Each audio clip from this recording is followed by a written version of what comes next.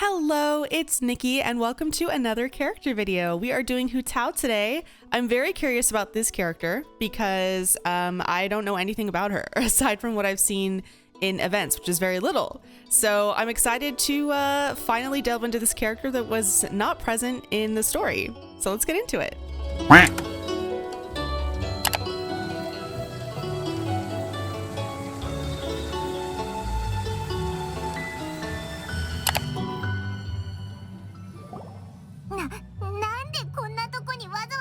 Oh, this is the spooky place, right?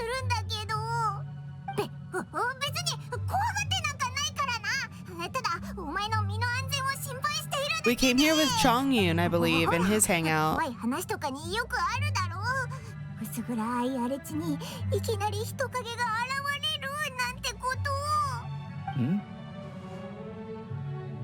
The Undertaker!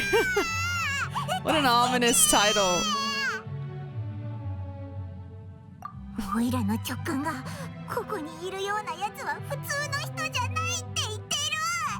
Oh gosh, like we're totally normal too, by the way. Jesus, the second option. We'll just say we're a traveler.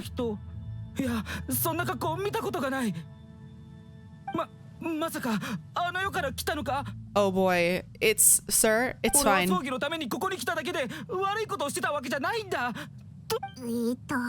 didn't mean to cut him off.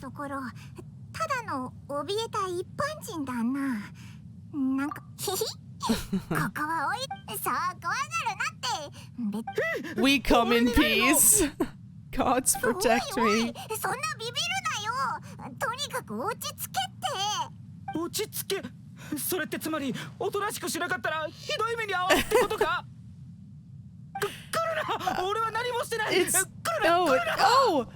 Oh boy. We've probably given that man nightmares for a week. He works at Zhongli's funeral parlor. Well, it's not his, but he works there. Okay. It is always something you say, Paimon. I don't know how you're just now realizing this. Do something stupid. Oh, there she is. I wonder what her ties are to, like, ghosts or, like, spooky stuff. Because I know one of her idols is, like, a little ghosty.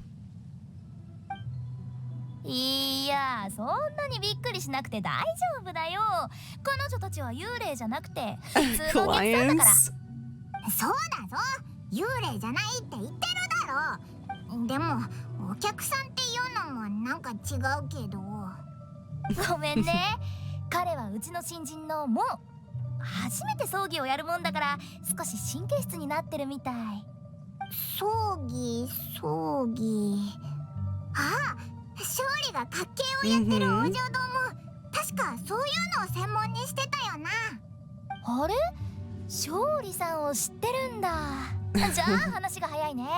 I wonder what their dynamic is. Her and Zhongli.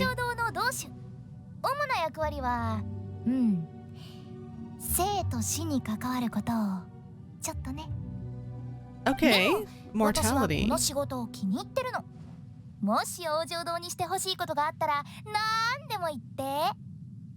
Okay.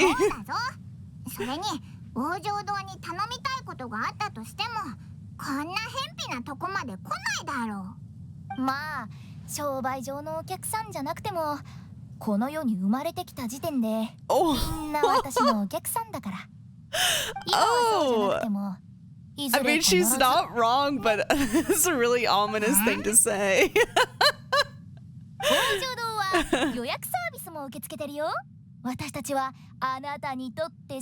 Advanced reservations.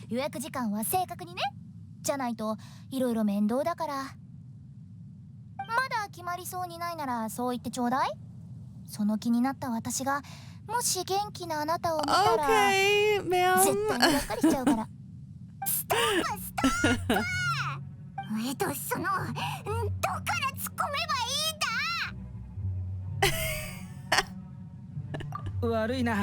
同志は少々癖のある人なんだ。最 Clearly. 近無謀の丘で心霊現象が起きたと聞いて、それを鎮めるためにここで葬儀を行っていたんだ。葬儀自体はうまくいった。同志が言うにはしばらくはもう何も起きないらしい。Is the funeral being held here? 無謀の丘、葬儀。この3つの単語が並べば自然とわかるでしょ。それに用がないのに無謀の丘に来るなんて、あなたたちこそ普通じゃないと思うよ。普通に対する認識がすごいずれてないか？ I'm gonna start using that excuse with people. I'm just on an adventure, actually. 冒険者協会の一員かな。お客さんはお客さんでも珍しい桃級の客人だったか。Would. お客さんの重要度を決める度合いだよ。こう、桃、竹、木の4つ。上に行けば行くほど親身に接する。What? Are those coffin materials, そんな ma'am? こと初めて聞きましたけど。だって今日決めたことだから別に驚くことないでしょ。考えてもみて。 Oh, she just 冒 made 険 it 者は毎 up? 日険しい山々を越え秘境を探索し、数々の戦闘をくぐり抜ける。危険。こういうお客さんには常に関心を持っておいた方がそちらにとってもこちらにとってもいいことじゃない。How まさかそん subtle. な風に思うなんてね。こういうところに来る冒険者はそんなの気にしないって思ってたのに。そうだ、一つお願いできるかな。最近冒険者協会と商談をしてるんだけど、あなたが王城堂の仲介役になってくれたらいろいろと融通が利くと思うの。何か欲しいものとかある？もしくは手伝って欲しいこととか。 I just wanted to pressure her a little bit. See what she would say. いろんな人に聞いたんだけど手がかりがなくて。それなら私に任せて。あなたたちが聞けない人でも What? 私なら聞けるからね。だから私と取引しておくとお得だよ。 Like a さあ seance? 行こう友よ。リーユエ港に戻って勝負。いつから友になったんだよ。 Wait. Hold on a minute. Is she being for real? 王城堂 Oh, 聞けない人、もしかしてそれってこの世の人じゃないんじゃ。なんか変わったやつだな。 well, looks like we gotta fucking do the other quest. Oh my god.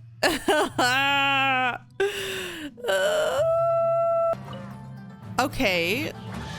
So, I think we only have, oh. Oh, okay, we'll go back then. あら、またあなた？そちらの商売には興味がないと言ったはずだけど。Oh boy. まあそうすぐ結論付けないでくださいよ。見てください。あなたたち冒険者協会の中には私のことを深く認めてくれている人もいるんですから。前回そちらと話し合った後にもっとお得なプランを作ったんです。例えば王城堂は冒険者協会からの要請を優先的に処理するっていうのはどうでしょう。さらに最初のお客さんには特製の箱を100個おまけしてあげます。 Oh my あと goodness. 現場回収サービスもつけちゃいますよ。一部の地域は追加料金を取りますけど、リーユエのほとんどの地域をカバーしてます。安心してください。とっても安いですから。 The audacity. その私の考えを全く分かってな Oh いよ my ね。 goodness. 分かってますって。お金の話でしょ。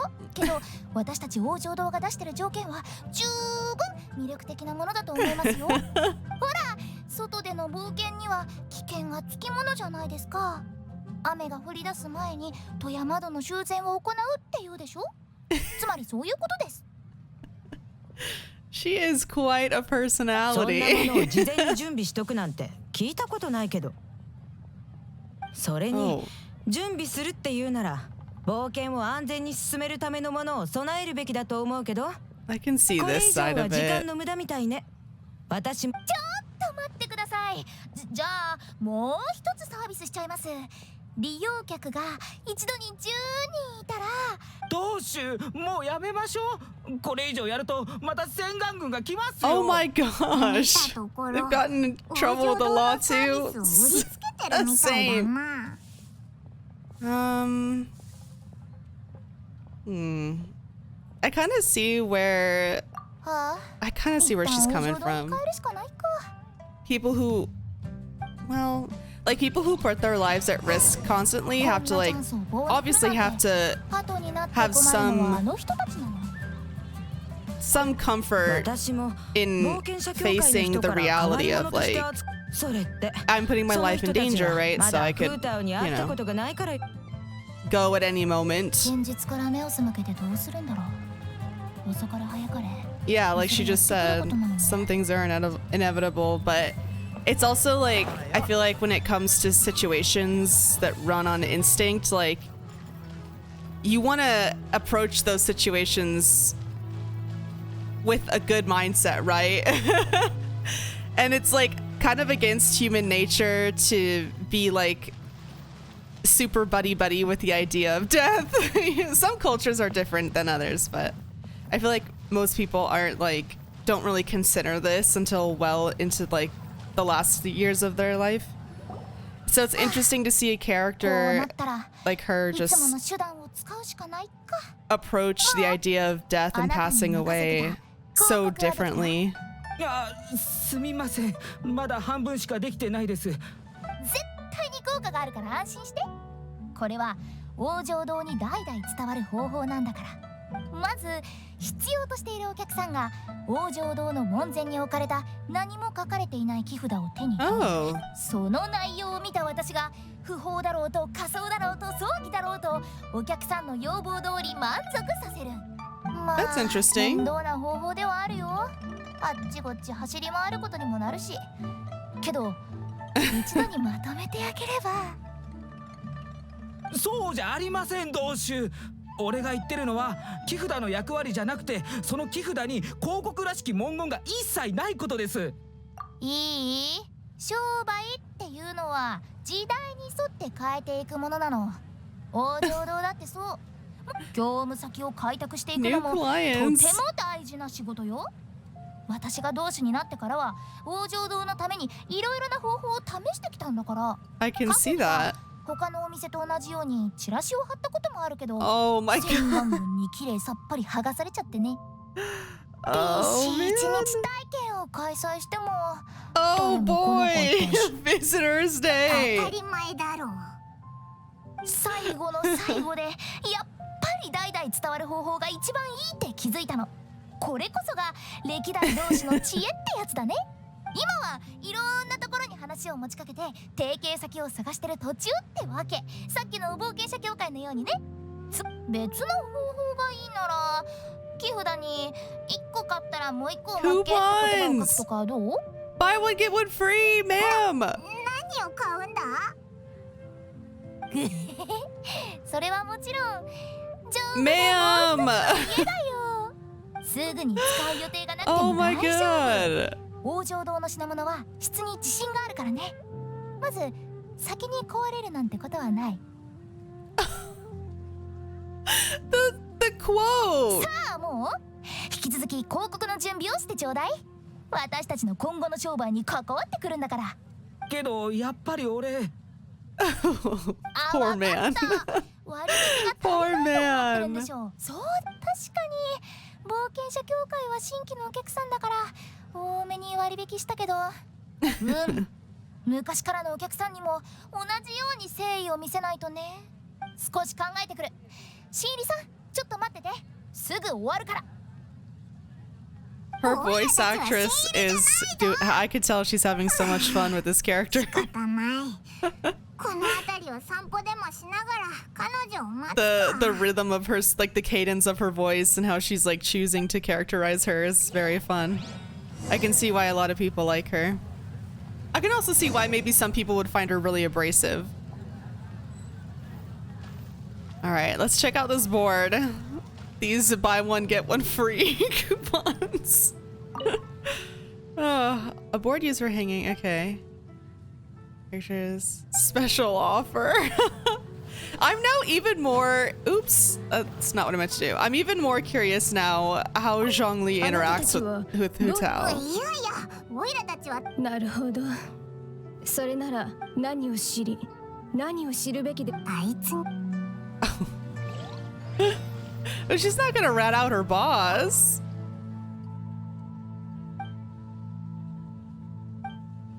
Oh, we don't get to go そろ in. そろいい時間だ。フータを探しに行こうぜ。 Maybe one day they'll update it and we'll get inside. こう書いてちょうだい。王城堂期間限定割引。これでよし。以前の薄暗い広告と比べたら大違い。これ同種 Warm and 葬儀っ fuzzy. てそもそも薄暗いものじゃないですか。それじゃあ目立たないからダメ。どうして王城堂に目立つ必要が。ああ、まあいいか、これで。抵抗することを諦めたみたいだな。よし、私たちも出発しよう。新しい商売のために。私たちってオイラたちも入ってないよな。 No offense to Meng. Meng? Is that his name? But that should have been Zhongli. Like, come on. まあ、いたと He して should have も been here. あなたたちには見えないか。最後の一言はなんだよ。脅かごめんね。冗談だよ。あなたたちが見えないものは She ここに can't は help ね herself. Can she? 少なくとも She can't help herself. そう固く考えないで。私からすればみんな死を恐ろしく考えすぎなんだよ。人は痛みや後悔、死による別れを恐れている。その心の傷を埋めるために人は死に対する幻想を想像した。そう、例えば幽霊とかね。確たる証拠もないのに今では大っぴらに話すような話題ではなくなっている。もし私まで忌避するようになったらそれこそ王城堂の終わりよ。 Okay, interesting. We get to like a sincere look into her 想 approach. 像よりも友好的で話が通じたでしょ。そうでもなかったよな。結果的にはオイラたちに怪我はなかったけど。じゃああなたたちが遭遇したのは相当厄介なやつね。ただの幽霊に人を傷つける力はないもの。 Okay, 王 so 城堂の仕事は she has experience with spirits, it seems. これには一般人が抱く死や幽霊に対する認識を正すことも含まれてるの。 The 簡単に言え border. ば境界が見えない人 They're たちを best kept それ as らから far 遠 away ざけてあ from げる it ことね。 as possible. つまり一般人にとって一番いいことは幽霊を信じることも知ることもなく過ごしてもらうことなの。 What? だったら怖い。 Are we gonna get a little bit of lore? すなよ。 Like world lore? そんなに怖かった？ただ単に冗談で片付くものばかりだってことをみんなに早く理解してもらい The たかった。 humor in it all? I guess that's one way to approach it. なんて思わなかったよ。でも大丈夫。私についてくればおのずとわかるはずだから。さあこっちだよ。そろそろ出発しよう。同種、ロー兄貴のことをくれぐれも頼みます。 Big G. ロー兄貴？誰だそれ。リーユエに来てもう結構経つけど、そんな名前のやつ聞いたことないぞ。なんでもないよ。以前モーに頼まれてたこと、すぐに解決するから気にしないで。オイラたちどこに向かってるんだ？重要な潜在顧客のところだよ。ついてきて。 Well, that was ominous. Interesting. Okay, I think we might get a little bit of lore. Well, I do wish Zhongli was here to interact with her. I understand they probably didn't want to steal her spotlight. But I would have loved to see them interact, especially if there's like some sort of border shit going on. Like maybe Zhongli being close to her isn't coincidence, you こん know? にちは。私は王城堂の同州フータオ。王城堂の人がなんで僕のところに。 Oh boy. いえ、大した理由じゃありません。最近体の調子や具合が悪いなんてことはないですか？ Oh my 悪か god. ったらそれは一大事。病の予兆だもん。 No, leave him alone. 人は健康でいる時ほど命がどれだけ脆いものなのか想像がつかない。 Oh my god. 予兆があったとしても Incurring people's fear of passing away or illness is not a way to get 僕は健 business. 康だし幸せだ。何も不自由はない。 That's dirty. Do not do that. Benefiting off of people's fear is a どうして怒ったん no-no. だろう。私はただ健康の重要性を話しただけ They だ。 were not made with earnest, ma'am. 王城堂の同種がそれを解くのはちょっとおかしいだろう。 Okay, where the fuck am I going? I'm lost. Where are we? Where do we need to go? Okay, over here. Come on, Ito. Use those long, long legs, baby. We need to... Okay, we ran right past him. Cool. Cool. I do that so 君たちは often. 誰だい？今忙しいから手短に話してくれ。 Oh boy, not a great start. 王城堂に何か依頼はありませんか？王城堂？ Do you have a minute to talk about our Lord and Savior? まさか押し売りに来たの Jesus かい？ Christ. 随分と考えなしなやり方だね。そうです。一つ一つのサービスを一人一人の元までっていうのが今の流行りだと思ってましたが。いや、サービスが特殊な場合、あまり良くないのじゃないか。まあ、とりあえず他を渡ってくれ。Dang, he said goodbye. Good night. Have a good day. これで成功したことあるのか？ He even bowed. He was like, listen, I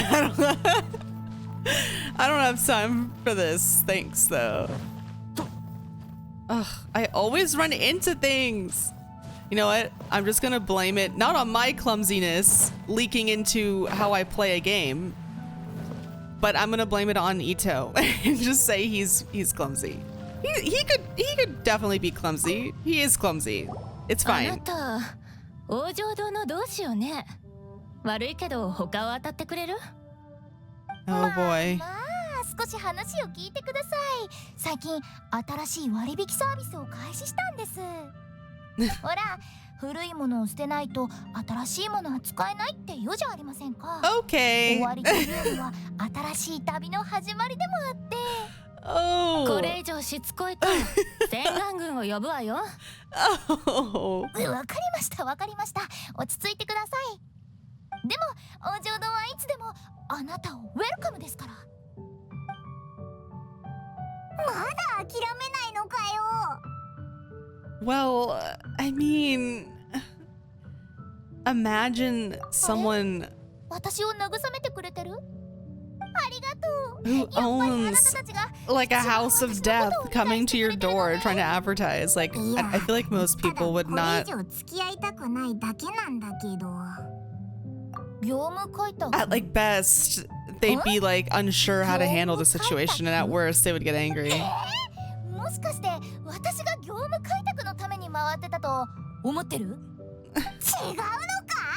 じゃあ単に Traumatization. だけか？違う。業務開拓は冒険者協会との商談でもう終わってるの。ここに来たのはモーのための人探し。さっき言ったロー兄貴覚えてる？実はね、モーが探してるロー兄貴はこの世をさまよう人の魂なの。さっ Oh, き会った3人はロー兄貴が取り付くかもしれない標的。 oh. でも会った感じ、例の気配は感じられなかった。だから適当に話をして早々に切り上げたってわけ。なんでもっと早く言ってくれなかったんだよ。おいらはてっきりお前が Oh, oh. 健康かそうじゃないかを So it was just a major 超能 misunderstanding. 力者かと思ったぞ。 Okay. そんな能力私には必要ないって医者じゃあるまいし。まさか王城堂が病気で苦しむ人をわざわざ助けるとでも思ってたの？遠回しにひどいこと言ってるぞ。まあ遠回しに言ってる気なんてお前にはさらさらないんだろうけど。まあまあ、とりあえず王女堂に戻ってから詳しい話をしてあげる。ロー兄貴のことはもうと深く関係してくるからね。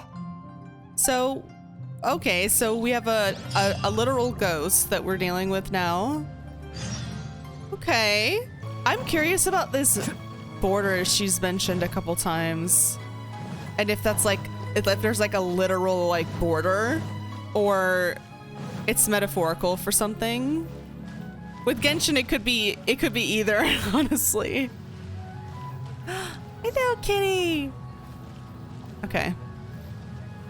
If we could pet the animals in this game, I would have gone over and pet it. もう帰ったよ。残念だけどロー兄貴は見つからなかった。そうですか。困りましたね。探せるところはもう探したはずなのに。ロー兄貴って一体誰なんだ？そうだな。一から説明しよう。俺の実家は無謀の丘の近くにあってな。小さい頃から仲の良い幼馴染が数人いたんだ。その中の一人がロー兄貴。特に俺と仲が良くていつも遊んでいた。Oh, jeez. ある日突然 That's 不慮の morbid. 事故で亡くなったんだよ。そのことがずっと忘れられなくてな。今も時々俺は無謀の丘に足を運ぶんだ。だがこの前無謀の丘から戻ってくると体に違和感を感じたんだ。そして毎晩夢の中にロー兄貴が現れるようになった。それで思ったんだ。もしかしたら本当にロー兄貴が何かをしているんじゃないかって。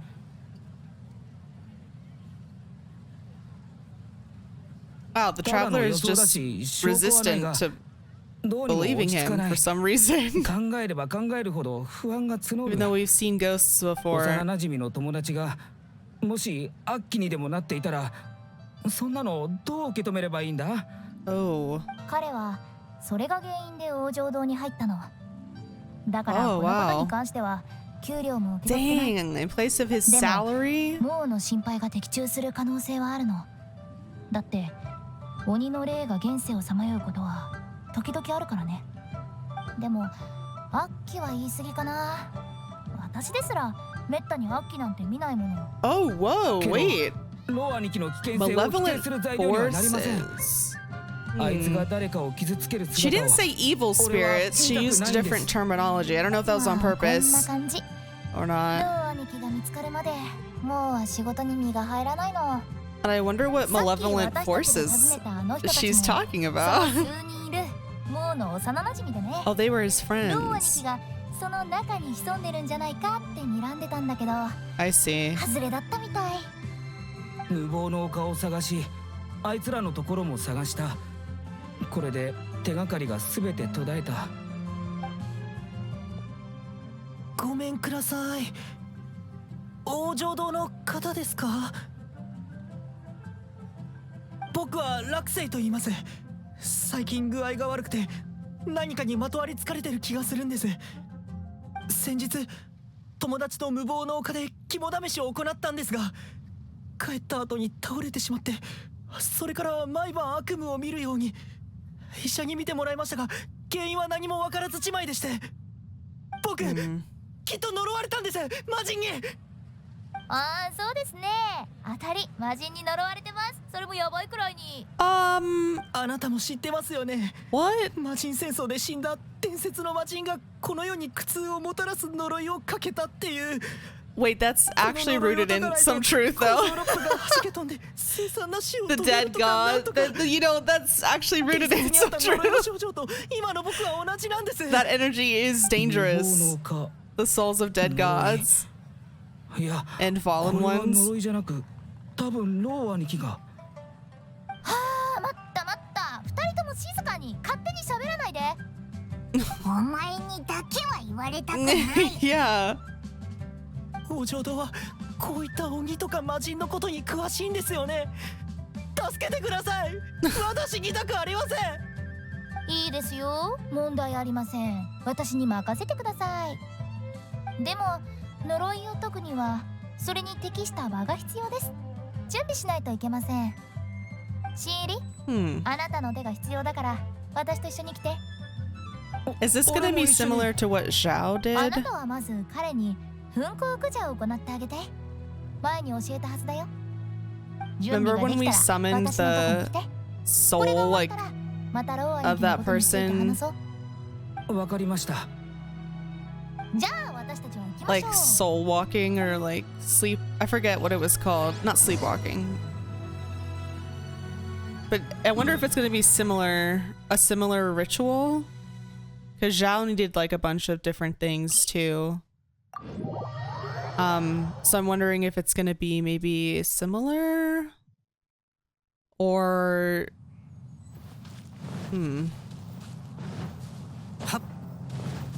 well, I guess that was a Deptai stuff, right? So it might not be the same. I honestly don't know how, like, one of the confusing things about the lore is like how Adepti lore ties in with like Archon stuff and then also ties in with like other phenomena in the world. And like where it originates from, if that makes sense, because like the Adepti are regionally like specific to Liyue. There's obviously like supernatural equivalents in other nations, but they're not Adepti, if that makes sense. So figuring out like what lore is part of the greater Tevat and what lore is specific to the region can be confusing 何もしない sometimes. よ。ただここで待ってるだけ。 Oh. まさか魔人の呪いとか本当に信じてるの？あんなものとっくになくなってるよ。 Yes, but their essence still causes あの harm. 二人を見たでしょ？一人は自分が呪いにかけられたと、もう一人は自分の友達が悪鬼になったと思い込んでる。それで Okay. 二人とも人の話を聞き入れられない状態になってる。はあ、だから言ったの。一般人は何も知るべきじゃないって。 Or we could こういう educate ことで them. 冷静さを失う人をたくさん見てきた。あの人たちを落ち着かせるためには、あの人たちが思い込んでいるものを見せてあげるしかない。鬼を信じてる人の目の前で鬼を退治する。子供をあやすのと同じ感じか。Yeah. Isn't it better to tell people the truth? そうだぞ。恐怖が未知から来てるものならその方がいいと思う。そんなの真実を告げても事態が良くなる保証がないからに決まってるでしょ。 I mean, it doesn't 境界に always, 近づいた but 人を離れさせる。 I think in the 心 end 理 it's 的な always 問題 better. は心理的な手法で対処するのが一番。それもそうだな。じゃあ呪いのことはどう言うんだ？夜叉の歴史って聞いたことある？ Oh, yes. I mean, I guess, その昔、 especially 彼らは魔 after 人と the 激しく戦った。 chasm quests with Zhao and 怨 his 嗟はず siblings. っと残り続けた。その怨嗟が疫病となり、人々を蝕んだ。人々はそれを魔人が下した呪いだと信じて疑わなかったの。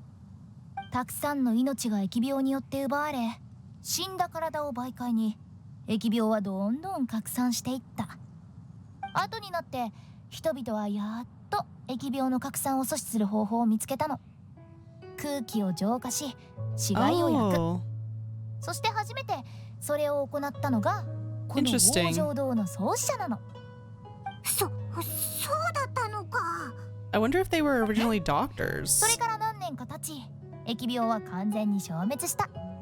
同じような出来事を往生堂は何回も処理してきた。そのおかげでリエユへの生と死の均衡を保ってきたの。 Hmm. 簡単に言えば私たちは森人、人々を Gatekeepers. 見守り、人じゃないものを Guarding the 守る。 border. へへ。 Is she being figurative or is she being literal? I don't know. だから呪いは全部気のせいなの。もちろん昔本当にあったことも一般人には絶対言わないけど、少しここで待ちましょう。後でこの地脈鎮石を使って一芝居打つから。A really great やっと prop. 来ましたか。ちょうど今準備が終わったところですよ。見てください。これが邪を払う特殊な装置。あなたの体から呪いを吸い出し具現化します。危険は及ばないから安心してください。この旅人さんは百戦錬磨の実力 See, の I 持ち feel 主 like だから。 if it gets out the truth, then あ、そうだった。 I feel like 言うの wouldn't 忘 her れてた。 integrity be lost? まあ大丈夫でしょ。Because even though she's trying to do this for his 本当に解 benefit, 決するんですか？ if he finds out she どう just しよう made 信 it じろ。 up, あの he's 人 not は ever gonna trust her 性格 again. こそ変わってるが Or や her る like 時はしっかりやる。 services or ちょっと You 変 know? わってるなんて単語で私を語らないでよ。少なくとも天真爛漫で無邪気って言って。とりあえず早速始めましょう。心理 my glamorous 装置を起動して assistant. Please, please, ma'am, sit down. Okay, we gotta protect it. We can do that. 本当に呪いを具現化した。どう？ Okay. 呪いが払われた気がしませんか？します。これ以上にないすっきりした気持ちです。すごく清々しい。 Oh ありがとう boy. ございました。それからそこの旅人さんも、あなたたちが助けてくれなければ私は呪いで死んでいたでしょう。 Yeah, I'm じゃあ sure. 今ならもう言っていいですね。てっててー、騙されました。 Wait, she came out with it. What? Oh 一 man. 般人にはわからないでしょうけど、これはただの地脈鎮石で魔物を引き寄せるものなんです。あの魔物たちも呪いの具現化じゃなくて本物の魔物です。あれれ、おかしいですね。何もしてないのに具合が良くなるだなんて、なんででしょうね。まさか実は呪いにかけられてないっ She て didn't have こと。 to humiliate him like どう that. して病気に though. 風邪をひいたか食当たりか、はたまた心理的なものか。私的には最後のやつがよくある原因だと思いますよ。 Like she let him talk, そんなこと just yap が away about. Oh, I would have died if you didn't help 思い me. もしませんでした。とにかくありがとうございました。 Again, like I know she ultimately did it to help educate him, but she didn't have to do homeboy like that. 私も毎回こんな方法できません It's か not his fault. He doesn't know. ら。人生とは短きもの。生きているうちに生を謳歌してください。その一言は少し Wow, モヤモヤしま what す a が。 weird thing to say. では僕はこれでご迷惑をおかけしました。どうやらロー兄貴が原因じゃなかったんですね。少しほっとしました。しかし Okay, so maybe there is a literal border. 事態は Crosses 変わ the っていませ border. ん。一段落しましたし、引き続きロー兄貴を探しに行きませんか？その必要はないと思うよ。だってもう本人が来てるから。ロー兄貴？ごめんなさい。お邪魔だったかな。 Oh shit. Okay. あれがロー兄貴？なんで子供なんだ？幽霊だもの。当時の姿のままなのは当然だよ。That's sad. ロー兄貴って名前とのギャップが大きすぎるんだけど。 I'm sorry about the floating 王 Oni 女堂に連れて face. 行こう。やるべきことがたくさん待ってる。Ito's watching our back. Even in cutscenes. Okay. Damn. I know they said that he died, like the Big G died when they were like young, but I didn't realize like he was a child. That's really sad. This is a really pretty view though, so I'm going to take a picture. Look how beautiful. Ooh, how pretty. Wow. Okay, onwards. 予想外のことばっかで、おいらもうついていけないぞ。そこは私の想像通りだったね。前に言ったでしょ。この世に悪鬼なんてそういないって。Hmm. 彼は何かのきっかけで無謀の丘を離れ、そして何かが原因となり戻れなくなったんじゃないかな。なんかその説明無理やりすぎないか？実はそうなんだ。 Oh. さすが私。僕はただ友達が元気かどうか気になったから理由校に来たんだ。 Oh. 悪いことやいたずらなんかしてないよ。人を驚かすなんてことも絶対にない。 Oh. 前に無謀の丘へ肝試しに来た人がいて、その人が理由校から来たのを聞いたから、その人の後をついていったんだ。あのかわいそうな落星だね。道理で誰かにまとわりつかれてる気がして悪夢を見てたわけね。僕気づかれてた？じゃないとあんなに怯えないでしょ。Hmm. Yeah, why is this happening now? Like, I wonder why I mean the ghost didn't come sooner. It must have, maybe there's like a problem with the border or そうだぞ。フータオとモーが必死に探してたのに。実は僕理由校に来たことなかったから道に迷っちゃって、 first みんな time? のところにたどり着けなかったんだ。ああ、そういえばロー兄貴は小さい頃から方向音痴だったな。俺たちがいなきゃ自分で下山もできないくらいに。 Oh. そんなしょうもない理由だったのかよ。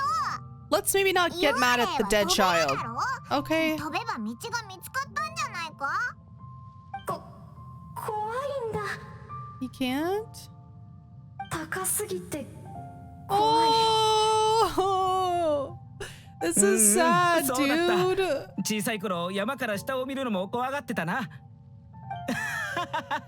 お前やっぱり全然変わってないな。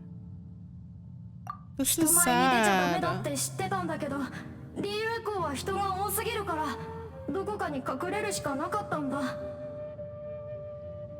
ただその時この地脈人石に引き寄せられてここに来たの。 Oh, interesting. So the お前が ghosts 悪鬼 can になってなく sense てよかっ that? た。本当によかった。 That's 私の専 interesting. 門家としての判断を信じてって Well, I 言っ guess た it で does しょ。 make sense. さてと、あとはこの迷子を無謀の丘に連れて行ったら全部解決だね。ですが Because さっきあいつは友達を見に来たと言ってました。多分俺だけじゃなくて正吾、キキ、宗師の3人のことも。じゃあそれならロー兄貴の願いを叶えるために送別儀式でもやろっか。 because in 私とモーは Raiden's ロー兄 quest, 貴を無謀の丘に連れて行くから、あなたは幼馴染の3人から we 自身を spoke 象徴す to るも like のをもらってきて ghosts ちょう through だ the い。 ley lines. みんな友達 So なんだ there, し。 we know there 直 is 接 some ここに connection. 呼べばいいじゃないか。 It's just interesting to hear it from like the ロー ghost's 兄貴を連 perspective. れて行くとか。それはダメだよ。 Oh. 驚かせちゃう。 Oh. 一般人は関わらない方がいいって言ったでしょ。知らないことは知らないままでいいの。だから物をもらいに行くときこのことがバレないように注意してね。 Okay. That means Paimon can't フ talk. ータオが We 言 all ったや know り how 方でいい loose-lipped she のか is. な。 Well, what else would you want us to do? その方がびっくりさせずに済みそうだもんな。 Hello again. オイラたちのこと覚えてるか？君たち悪いけど王城堂に厄介になることなんて本当にないんだ。 We'll say this. 僕とモーは幼なじみでよく遊んでたよ。でもなぜか彼は王城堂に入ったんだ。正直言ってあそこの同志は変わった人なのに、まあ彼には彼なりの理由があるんだろうけどさ。だって僕たちの中で彼だけがまだロー兄貴のことを。そうだ、ロー兄貴のことは彼から聞いてる？うん、全部聞いたぞ。じゃあさ、もし仮にロロー兄貴に何か一つ物をあげられるとしたら、何を選ぶ？ What a personal question. 仮にだぞ、本当に渡せるなんてことはないからな。I mean, it is a lot on the nose, but I mean, what did we expect from Paimon, honestly? そうだね。僕だったら彼のために料理を作るかな。彼は辛いものが好きだったんだ。通常の何倍も辛いジョジョジーが大好物でね。A child like extra spicy. そうだ。もし絶 I still 妙 can't の handle 唐辛 that. 子を持 I'm っ an てきてくれ adult. たら作ってあげるよ。Anything extra 小さい spicy 頃 is a に食べて no-go た for 味 me. だからきっと喜ぶはずだ。わかった。少し待っててくれ。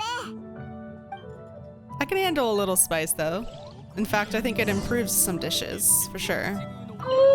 絶運の唐辛子はリーウェの至るところ。We have 50, but you can have one. これなら足りると思う。じゃあジョジョジーを作ってくるよ。君たちは他の人のところにも行くんでしょ？他の人のが終わったら僕も料理を渡すから。Okay. わかったぞ。じゃあ後でな。あれ、どうして知ってるんだ？ He probably assumed that we were going to be. I mean, this isn't like a. We were asked him a super personal question about a dead childhood friend. I feel like there's not a lot to guess at. You know, he probably figured it out. Like, oh, you're asking me about this. You're probably going to approach the others. また君たちか。王将堂の商売には興味ないと言ったはずだが。今回はモーからの紹介なんだ。お前たち友達だろ？ああ、それは確かだが、そういえば最近王将堂に入ったと聞いたな。理由は大方察しがつく。俺たちの幼馴染だったロー兄貴のことが原因だろうな。そう簡単に納得することはできないと分かってる。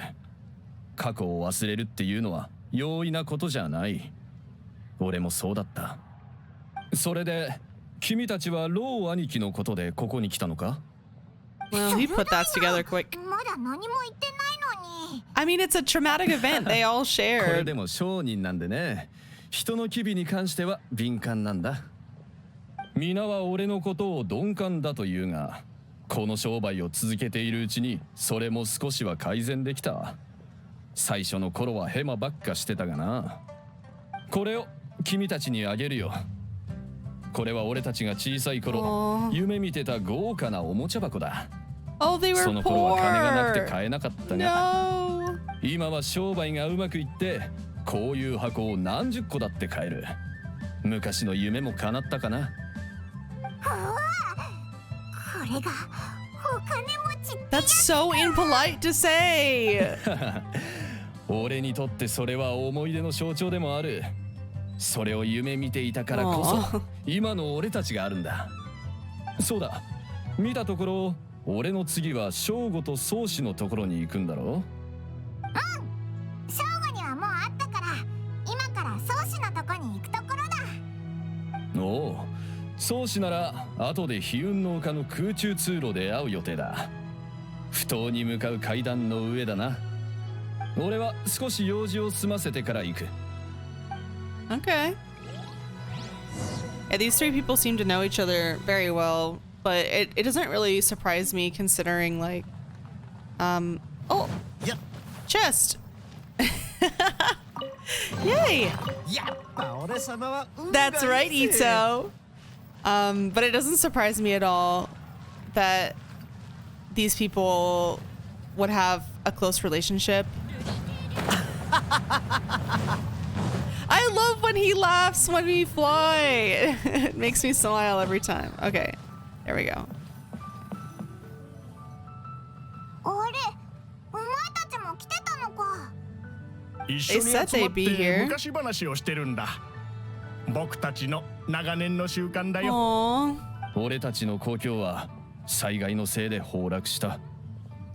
帰るところがもうないんだ。だから故郷の人がいるところを故郷だと思うようにしている。 I wonder what their hometown 二人から was. 聞いたわ。自身を象徴するものを探してるんでしょ。私は今リーウェ校の小刀職人をやっているの。 Aw. 私を象徴するものはその小刀くらいね。先日何個か高品質な不浄の石片を手に入れたの。それが不当の倉庫にあるわ。もう管理員に話は通してあるから、悪いけどそれを持ってきてくれないかしら。 Oh my gosh. どうやら説明する必要もなかったみたいだな。 Why couldn't you have just brought them with you? Ugh. That's so cute. Look at them. I do wonder where their hometown was though, and like what disaster befell it. Liyue is such a looked after city. Oh my god, this is not what I meant to do. I keep climbing poles. But like, you know what I mean by that? Like Ningguang's on top of it. Zhongli's around still. I know he's not doing his Archon thing anymore, but you know, Liyue is very protected and very self-sufficient. So I feel like if there was some kind of disaster that was bad enough to level a town, I feel like we would have heard about it at this point. And it didn't happen too long ago. Those people aren't that old. Probably maybe in their 30s. 不浄の石片を取りに来たんだけど。ああ、聞いてるよ。すでに記録もしてあるから問題ない。不浄の石片はあそこの箱の中だ。探してみてくれ。 Okay. But you know, like I feel it would have happened pretty recently, and I'm trying to rack my brain if there's been any mention of like a disaster that leveled a town. ないな。他のところを見てみようぜ。ここじゃないな。他のところを見てみようぜ。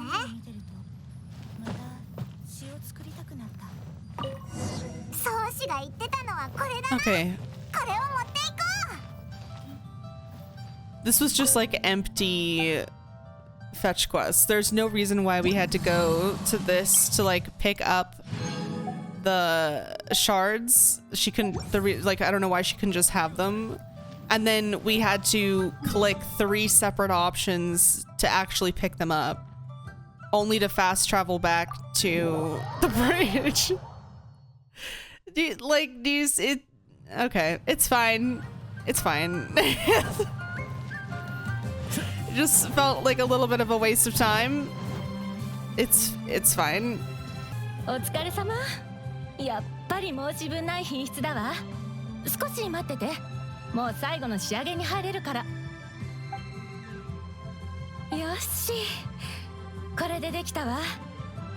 小刀の中に私たち5人の名前を入れたわ。Aww. 毎年行われる解答祭でも名前を入れた小刀を一つ用意してるのよ。この先どんなことが起ころうとも、たとえ歩む道を違えようとも、この習慣が続く限り私たちは変わらない。ロー兄貴のことはこれ以上何も聞かないってさっき3人で相談して決めたんだ。もしそういう機会があるんなら、俺たちは元気にやってると伝えてくれ。それから昔に言ったことはもう全部実現したっていうのもな。 Huh. ありがとう。オイラたちがしっかり So they kind of figured it out a little 友 bit. 達を持ってロー兄貴もきっと喜んで So it くれる wouldn't have freaked them out if Big G came. 全部揃ったから無謀の丘にいるフーターのところに行こ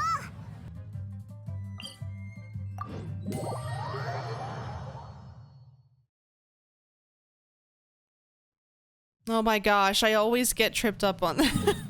I always use that freaking teleport point.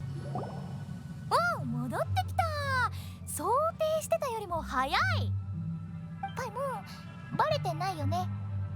オイラそんなに信用できないか。 They kind of figured it out though. 冗談 Paimon よ was not subtle, but 別に大丈夫。自分たちを象徴するものをくれたということは多かれ少なかれ感づかれてるだろうし。でも幽霊や亡霊に関しては何が起きてもおかしくないの。彼らがそれ以上追求してこない理由はそこにあるのかもね。もし後々何かに付け狙われることになったら、その時は一線を越えることになる。 What does 生と that 死 mean? の境界を維持する王城堂にとって一番重要な仕事だもの。普段より Oh. も真面目になるよ。オイラたちはもう特例なのか？境界を越えても大丈夫 Oh, なんだ I な。 guess she just didn't want more people than necessary あ crossing. なたたちを巻き込んだ以上、もうと同じように何も隠すつもりはないよ。これから行く場所で何を見ても何があっても驚かないでね。 Oh shit, so we そこは actually... 生と死の境界にある場所だけど、ただの平凡な地。一つ特別なところを挙げるとすれば、人々に知られていないってところくらいかな。本当に驚かないでよ。じゃないと後であなたたちの記憶を消さなきゃいけなくなるから。 Are you kidding? 行こう。お互いのためにも肝に銘じておいてね。なんか There's no way she can erase memories, is there? でもここまで巻き込まれた Not her 以上は personally, 最後まで付き合おうぜ。 right? I mean, I'm sure a memory erasure is possible in this, in like within the world of Tavon, I'm sure. But I don't know, can she do it? I don't think so. Alrighty. It doesn't matter. They're gonna give us Hu Tao. I don't know anything about her kit, so this is going to be an experience. Oh, here she is. I like the little star pupils. Very cute. And her little pigtails. Oh, wow. It's a 死 big に最 spear. も近い場所。でも伝説に歌われる地獄や冥府とかじゃない。 A place where the ley lines tend to go a little bit haywire. 深呼吸して Hmm. 私についてくれば大丈夫。送別儀式の会場はすぐそこだから。 Interesting. Okay. Oh, I see. Okay, cool. She's got like butterflies. Oh, wow.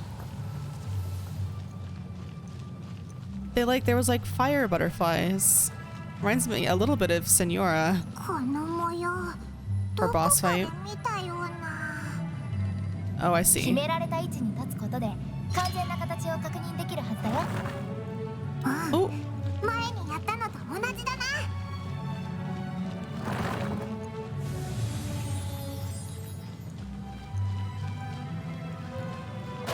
all right, let's see.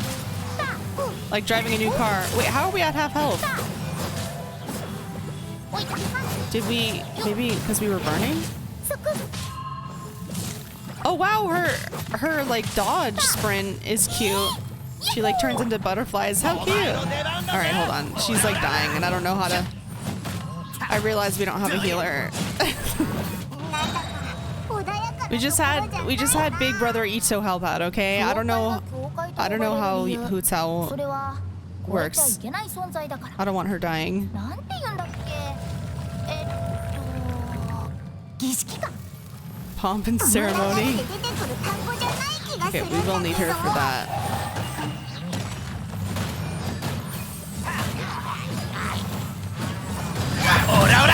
I normally only like to use the trial character because it's fun. But I don't know why she's losing health. Okay, so I just used her E, and every time she uses her E, she loses health. Oh, what the fuck? Oh, so that's a problem. We don't have a healer, so like that's a problem. 冒険者協会の冒険者は物置が得意だよね。適切なものを適切な場所に置く。破壊とか元素反応とかでドカーンと。 Okay, she's giving us hints. ヒントを伝えようとしてるのか？ Okay. There are these floaty little fire things. I don't know what those are.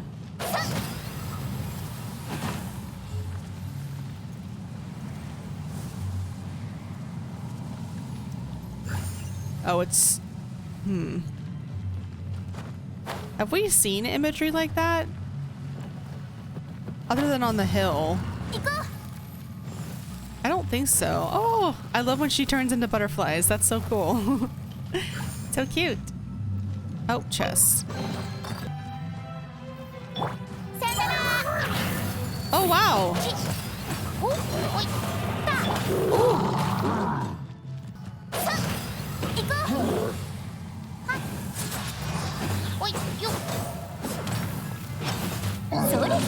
Wow, so her moveset is like very...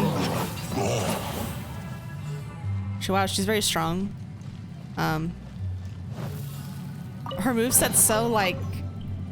I don't know, it's like quick, but it has like so much like personality. I like her little noises. Like, ooh, ah. 同じものみたいだな。でもちょっと数が違うみたいだぞ。Okay. わからないな。周りとか前の方を調べてみようぜ。All right, so we have a spider. Get rid of that. Is that a door? I can't tell. Okay, it's telling us to go this way.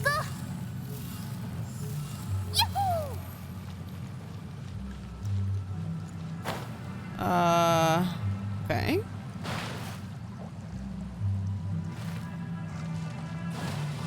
I'm supposed to go this way? Okay.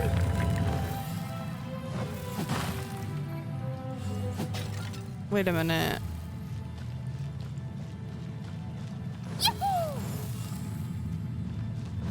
Wait a minute. Wait. Did we? ここはさっきと同じところじゃないか? Yeah, didn't we just... Oh man. Okay, so it... Oh, I see. So it connects... Okay. Let's see if I can figure this out. Fuck! What if I just threw myself off the edge? How about that? Okay, so we're... どういうことだ? 俺たち本当に進んでるのか? ずっと元の場所に戻されてるみたいだ。 Okay, so...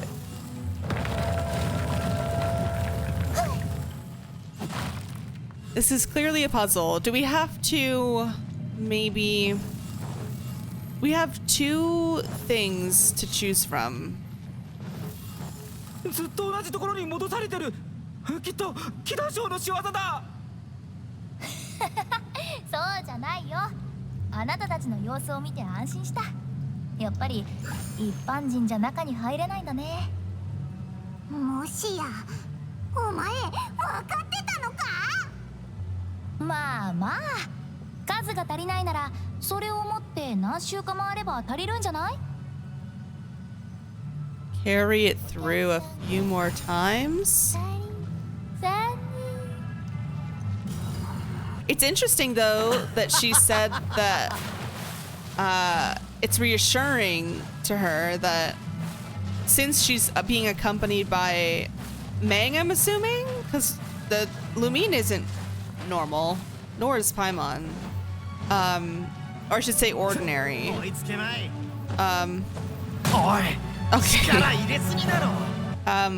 That it like it seems that the forces that be stop ordinary people from getting into places where they like shouldn't be. I find that's interesting.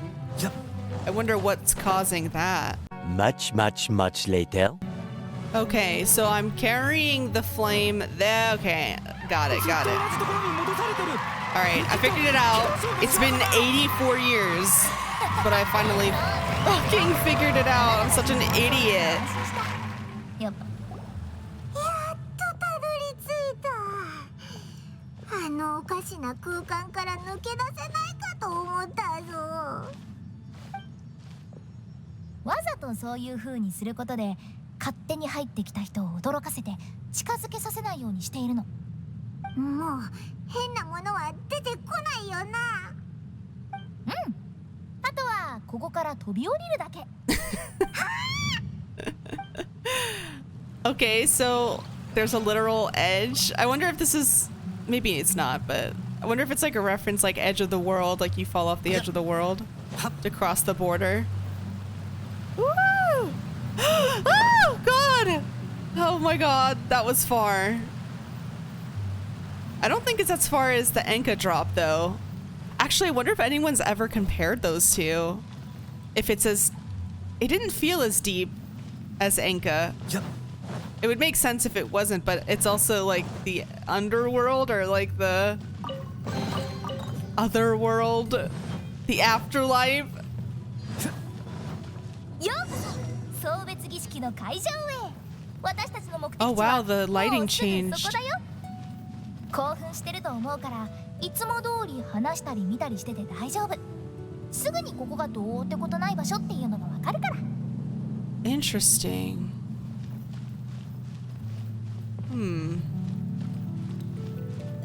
We just got people あ chilling? なた方は客人？すみません、めったにお目にかかれないもので。フータオさんが連れてきた人たちみたいですので、私も安心しました。この場所は何もなく、おもてなしはできませんが。ランケイと申します。ここである人を待ち続けて、もうどれくらい時間が経ったのかもわかりません。待つことは気が遠くなることですが、散歩をしたり他の人と話をしたりすれば、待ち続ければ会えるのでしょうか、それとも会えないのでしょうか。もしあなたにも大切な人がいるのなら、ここで待つなんてことはしない方がいいでしょう。 Interesting. So they don't really remember, like their memories seem to be loose. Like they remember the core purpose. Like she's, oh, I'm waiting for someone, but she doesn't remember like why or who. シーリか奇遇だな。こんな綺麗な景色が広がってるなんてな。俺はてっきり暗くて寒くて方向すらわからない場所かと。ここは気持ちを整理するにはもってこいだ。もともと期待していなかったからかな。 Okay. Bro said I was emotionally repressed. This place is great. Oh, Ito is so handsome. Look at him, my baby. Okay. Sorry.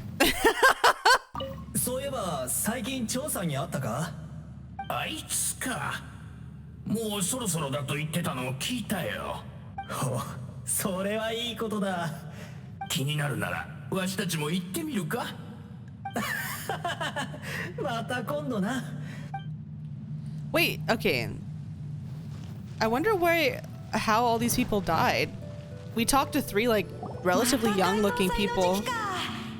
いつの日か塔を見に行けたらいいな。 Oh, these are the kids. 塔がなくても願い事はできるよ。お母さんが教えてくれたの。大声で願いを言えば将来きっと叶うって。大声で？それは恥ずかしくない？誰かが先にやってみんなが続けばお前も恥ずかしくなくなる。そうだそうだ、ショーゴ先にやってよ。僕はいつの日か食べきれないほどのご飯とお菓子がある大きな料理屋を開く。毎日ジョジョジーが食べられるように。それだけかよ。笑うな。そっちはどうなんだよ。もちろんお金を稼ぐことさ。たくさん商売をしてたくさんお金を稼ぐ。お金があれば何でもできる。こんないいことはないだろう。そうだな、お金があればあの高いおもちゃ箱だって買えるんじゃないか。買うなんてもんじゃねえ。一人一個ずつ、いや一人何個でもだ。 So were they all orphans? He said that they were penniless as kids, but their clothes are nice. 私はお金を稼がなくてもいいってこと And he ね。 has glasses, like those are expensive. いやいや、お金を稼ぐのは大変なんだ。俺だけに頼るわよ。私は大きな名称の塔を作りたい。小塔作りも学びたい。将来は最も腕の立つ職人になるの。そうだね。そうなったらリーエコーに行かなくても小塔を飛ばせる。それでモーとロー兄貴は？僕は一番肝心なところで消えちゃったぞ。懐かしいな。あれが俺たち5人の揃った最後の解答祭だった。時間が経ってみんなこんなに大きくなったんだね。 That's so あ sad. の時言ってた願いは叶えられたかな。3人に会ってきて、それぞれ自分を象徴するものをもらってきたぞ。ショーゴは料理人に、キキは大商人に、宗師は小塔職人だ。そうなんだ。 Oh. No! あの時言ってたことはずっと俺たちの心に残ってる。何が何でも叶えるという約束だ。とりあえずこの塔を飛ばそう。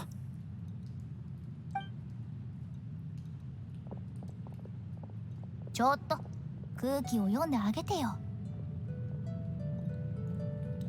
Sorry. Holding in the tears, children crying is like. 遠くでそっと見守りましょ No, I can't handle it.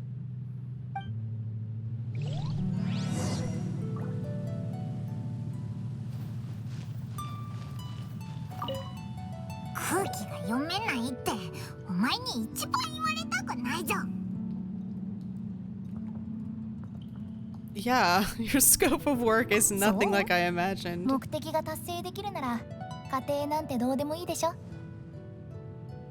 前にも言ったけど、王城堂が最初に行ってたのは Yeah, okay, so I was right. They were originally like doctors. 魔人戦争の時期は死体の山、おびただしい数の霊、 Holy fuck. 蔓延する疫病、すなわち死が私たち聖者の世界を蝕んでい Piles た。 of その時 corpses. に王城堂ができたの。弱々しい人間という身分で長い時をかけ死を追い返した。大きな代償を払ってきたみたいだな。Hmm. それからまた長い年月が経ち、リーユエコは栄えた。人々は名誉とモラを追い求め、やがて狂気に達した人が死の遺産に触れた。魔 Legacy? 人の残滓が人の世を壊したの。具体的なことは省くけど、それは生という自滅と死という終焉でもあった。それからすごく長い時を経て、やっと均衡が整い、教会を保てるようになったの。そのおかげであなたたちが見た今のリーユエコーがある。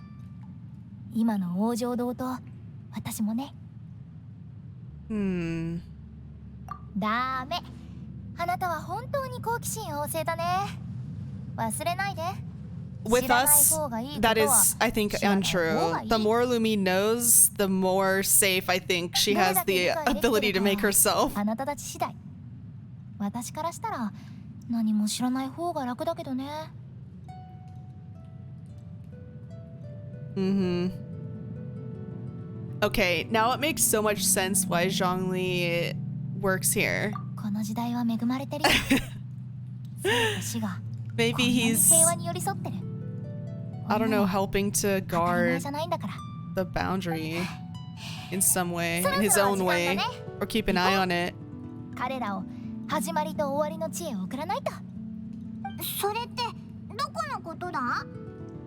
私たちが初めて会った場所。適当につけた名前だから気にしないで。どう兄貴、満足できたかな？もし何かのきっかけで悪鬼になったら、その時は容赦なく滅却するけど。 Okay, so there are evil spirits? しないしない。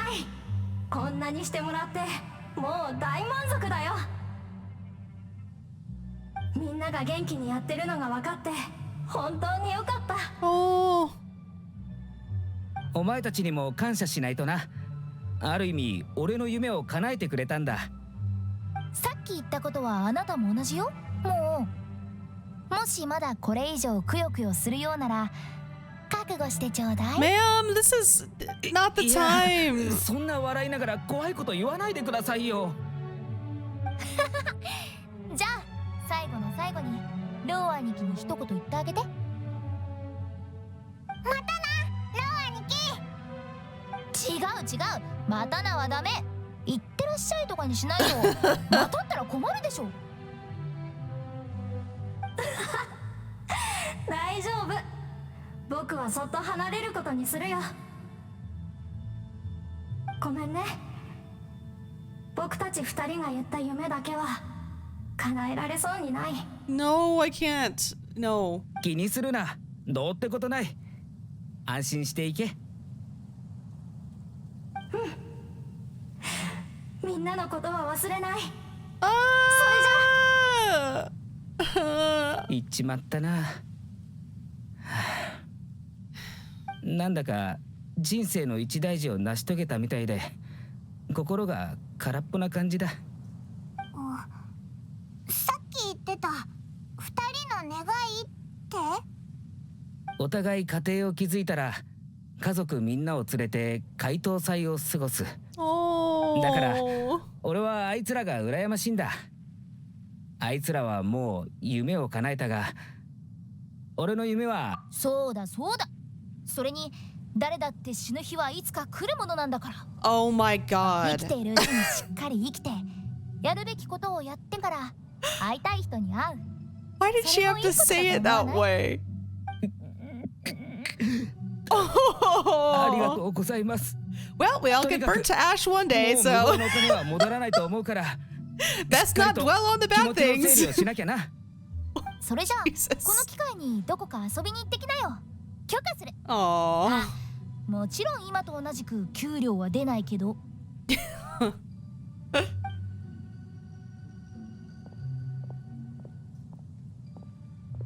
待てよ、何か忘れてないか？お？教会に連れて行ったのは人探しを手伝うのも兼ねてたんだよ。その反応じゃ見つからなかっ Was た that み the たいだ whole ね。 border? 残念。惜しい。いや、ちっとも惜しくない。私もあなたたちが見てないところで探してみたんだけど、 What 残念なが channels? ら何も見つからなくて。 Okay, so she has これからも access 君は止 to めておくから何か分かったらあなたに連絡する。 quote unquote channels of 適 information 当に言ってるだけじゃ that ない we よ don't な。 have access to. What does that mean? えへへ、生きてる人を探すのは得意じゃないんだ。もし教会の向こうにいる人探しなら、縁起でもないこと言うなよ。 So she can summon. 安心して、その生きた人もしっかりと探してあげる。もういつになったら私の冗談に慣れてくれるの？私にも私なりの理由があるから。 It is important. I will say that. 今日私たちが行った場所で見てきたものは聖者の世界に執念を持つ死者たちなの。でも私はそこで歴代の同志を Oh 見たことがない。 shit. 一度も王城堂の同志になることはきっと悔いの残らない正しいことなんだと思う。 Okay. Interesting. All right, let's talk about it.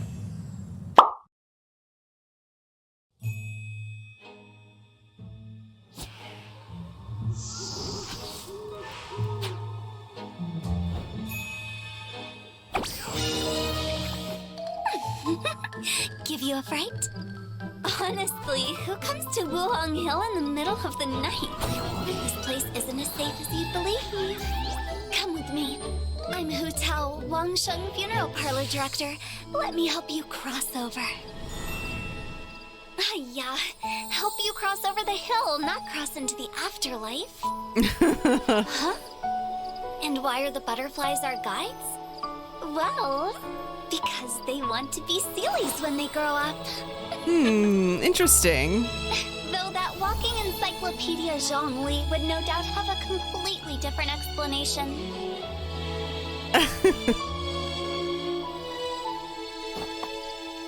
Okay, you should be safe from here. Next time, don't go running around in dangerous places. Of course, if you really insist on adventuring, then be my guest. Adventurers are our VIP clients after all. We even have coupons for you. Oh my goodness. Oh, do you have a travel buddy? We're having a sale. Second client half price. Hey, you sure we're going the right way? Doubt there's any treasure in this creepy place. This treasure map's bow ours. We just follow it all the way. Hey, wait. Did you just hear something? Man up. You're just imagining things. Huh? Who are you? Quick, do something!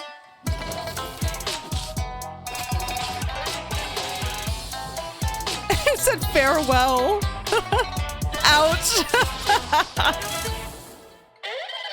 Order of duality, impermanence of fate. I raised this butterfly to guide thee. Ah, yeah, so many droll people. Fatui, not even worth the tease. Guess I'll need to send you off myself. Oh!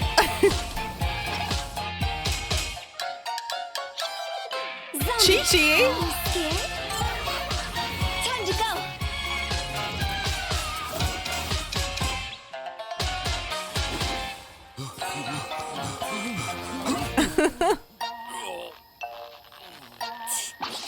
See you on the other side. She has so much personality. I love this. I love the way they did this demo. The people of Liyue value tradition, and their traditions are embodied in all manner of rites. Of these, the rites that mark life's end are of utmost importance. Liyue's funeral rites are complex, and only Wangsheng Funeral Parlor can conduct them to the satisfaction of all. Wangsheng has stood for 77 generations and has gained still greater fame in recent years, thanks to their eccentric young director, Hu Tao. When the sun's out, bathe in sunlight. But when the moon's out, bathe in moonlight. Okay. Hu Tao manipulates pyro with ease and can sacrifice her HP to increase her damage output, cleansing the world of impurities with an unrelenting flame. When Hu Tao cooks a dish perfectly, she has a chance to obtain a suspicious dish of the same kind. Just like Ayato. Hu Tao's normal attack can combo up to 6 strikes, dealing physical damage to enemies. Hu Tao's charged attack consumes a set amount of stamina to lunge forward, dealing physical damage to enemies in her path. Hu Tao also has a unique effect when sprinting, allowing her to briefly disappear and pass through certain small foes. Oh, I didn't know she could sprint through them. That's cool. Hu Tao consumes part of her HP to cast her elemental skill, knocking nearby enemies back and entering the Paramita Papilio state. This converts her attack damage to pyro damage, which cannot be overridden by another elemental infusion. Her resistance to interruption is also increased, and she receives an attack increase based on her max HP when entering this state. Paramita Papilio ends after a set duration, or when Hu Tao leaves the field. After unlocking the talent Flutterby, ending Paramita Papilio increases the crit rate of all of Hu Tao's party members other than herself for a set duration. Moreover, while Paramita Papilio is in effect, Hu Tao's charged attacks apply the Blood Blossom effect to enemies it hits. Enemies affected by Blood Blossom will take pyro damage at set intervals. This That's effect neat. automatically expires after a while. Only one Blood Blossom can exist on any one target at a time. Didn't discover any of only this Hu when I was Tao can using her. refresh its duration. Wang Sheng has a long heritage. It's said that their directors passed down a secret technique to traverse between life and death. Unafraid in the face of death, they instead unleash yet greater power. Once the talent Sanguine Rouge is unlocked, Hu Tao gains a pyro damage bonus when her HP is low. Pyre, pants on fire! Hu Tao commands a blazing spirit to deal pyro damage in a large AoE.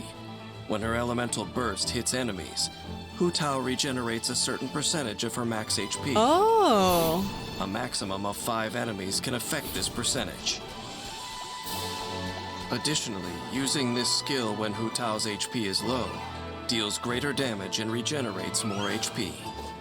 Oh, interesting. Okay, so you want her at Hu low Tao's health. unique fighting style often imperils her.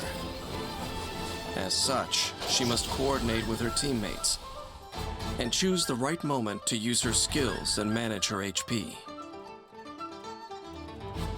Hu Tao often begins by using her elemental skill to enter the Paramita Papilio state.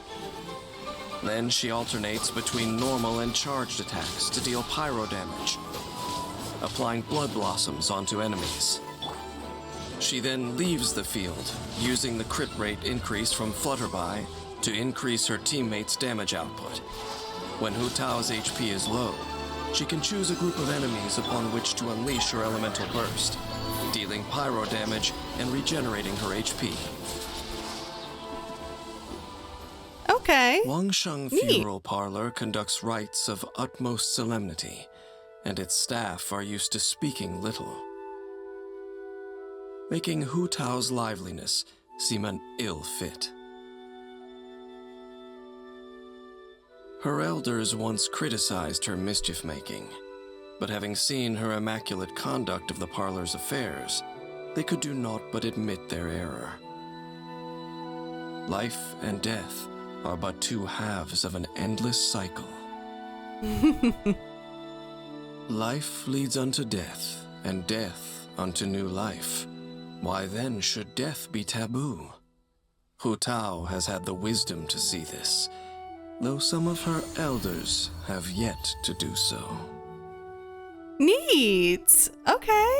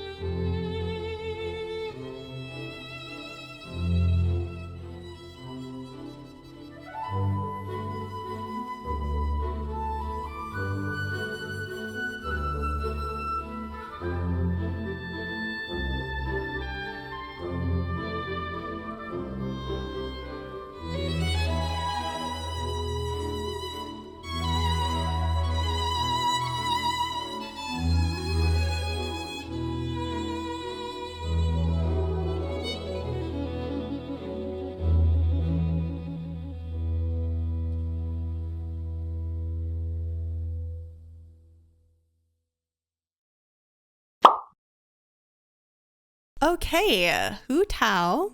Hu Tao is a playable pyro character in Genshin Impact. Hu Tao's antics and eccentricity belies her role as the 77th director of the Wangshan Funeral Parlor and her talent as a poet. Nevertheless, she treats the parlor's operations with utmost importance and holds funeral ceremonies with the highest dignity and solemnity. Solemnity.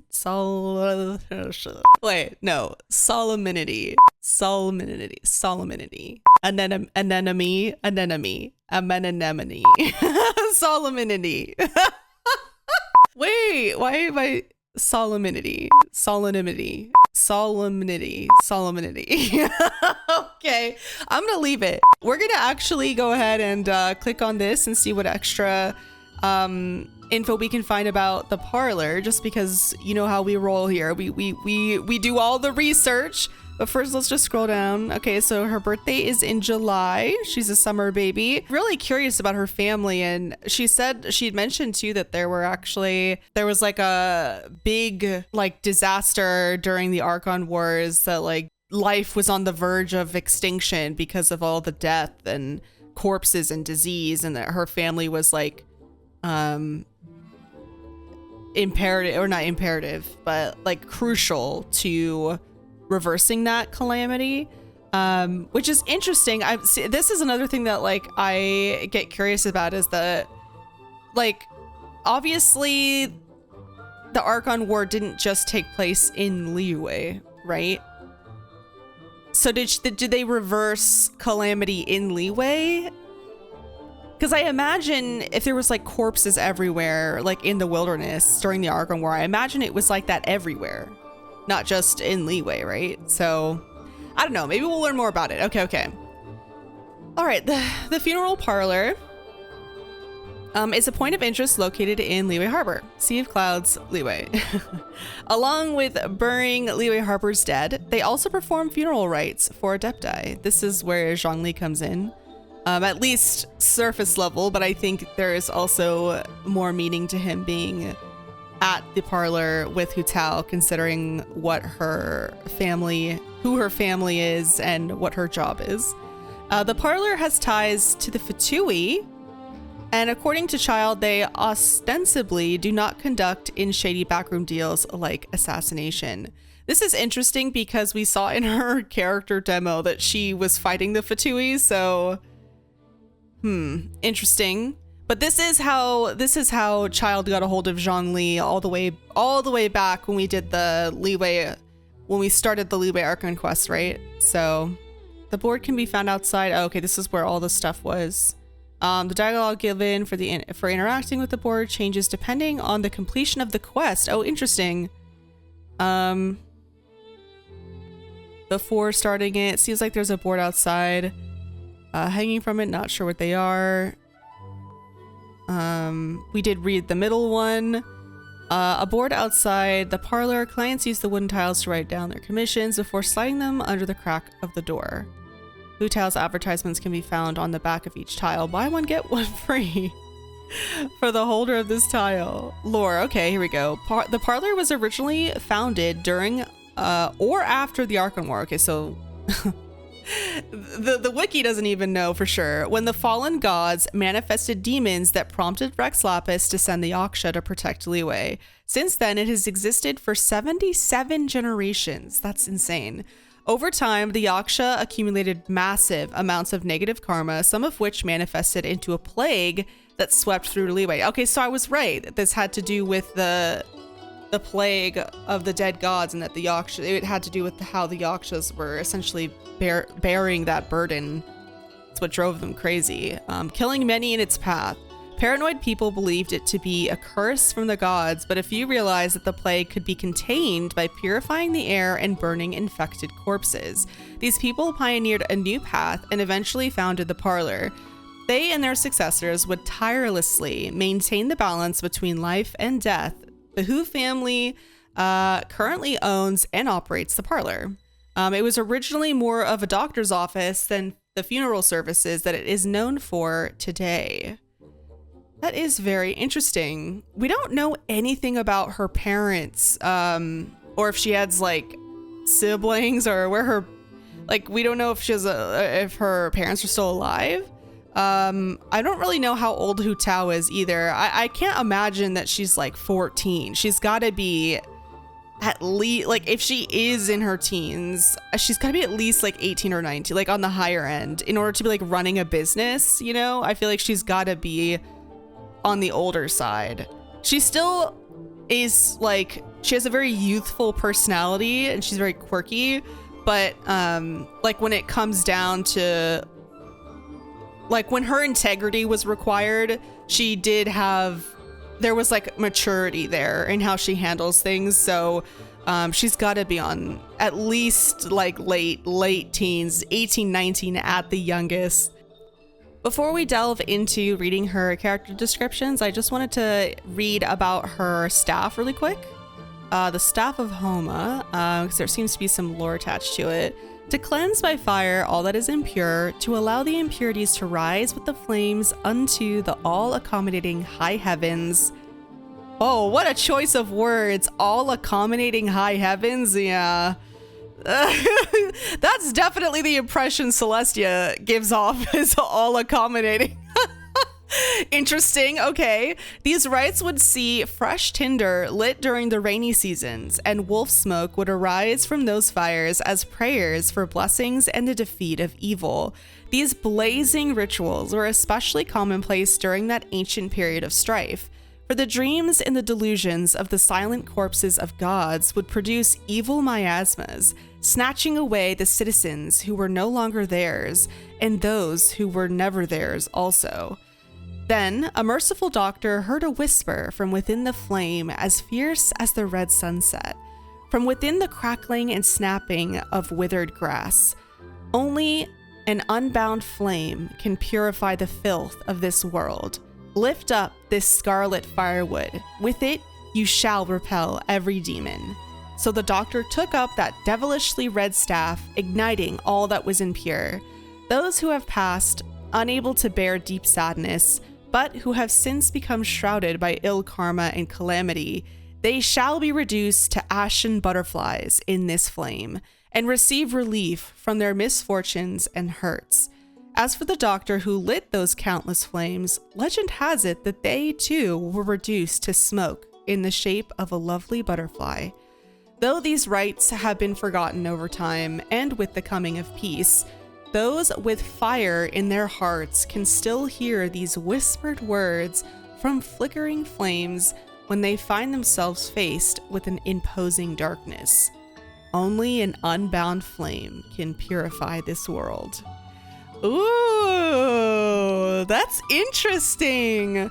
I think the nod to the butterflies is also interesting because we know that Senora had like a thing. Or I guess they were more like moth. It was like a moth, less so butterfly, but it's still like the imagery of like a butterfly and her also having like a pyro vision is interesting. Okay, very cool. Okay, so let's go ahead and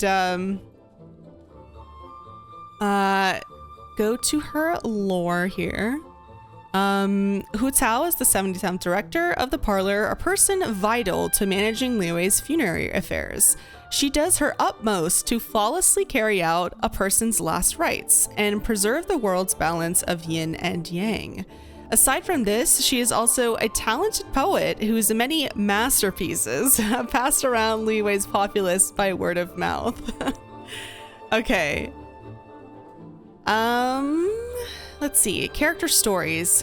Okay. Character details. The 77th director of the parlor, a young lady managing the parlor's operations. Despite her position, she's an amiable person who puts on no airs. Her antics are as plentiful as the sand on Yaoguan Shoal.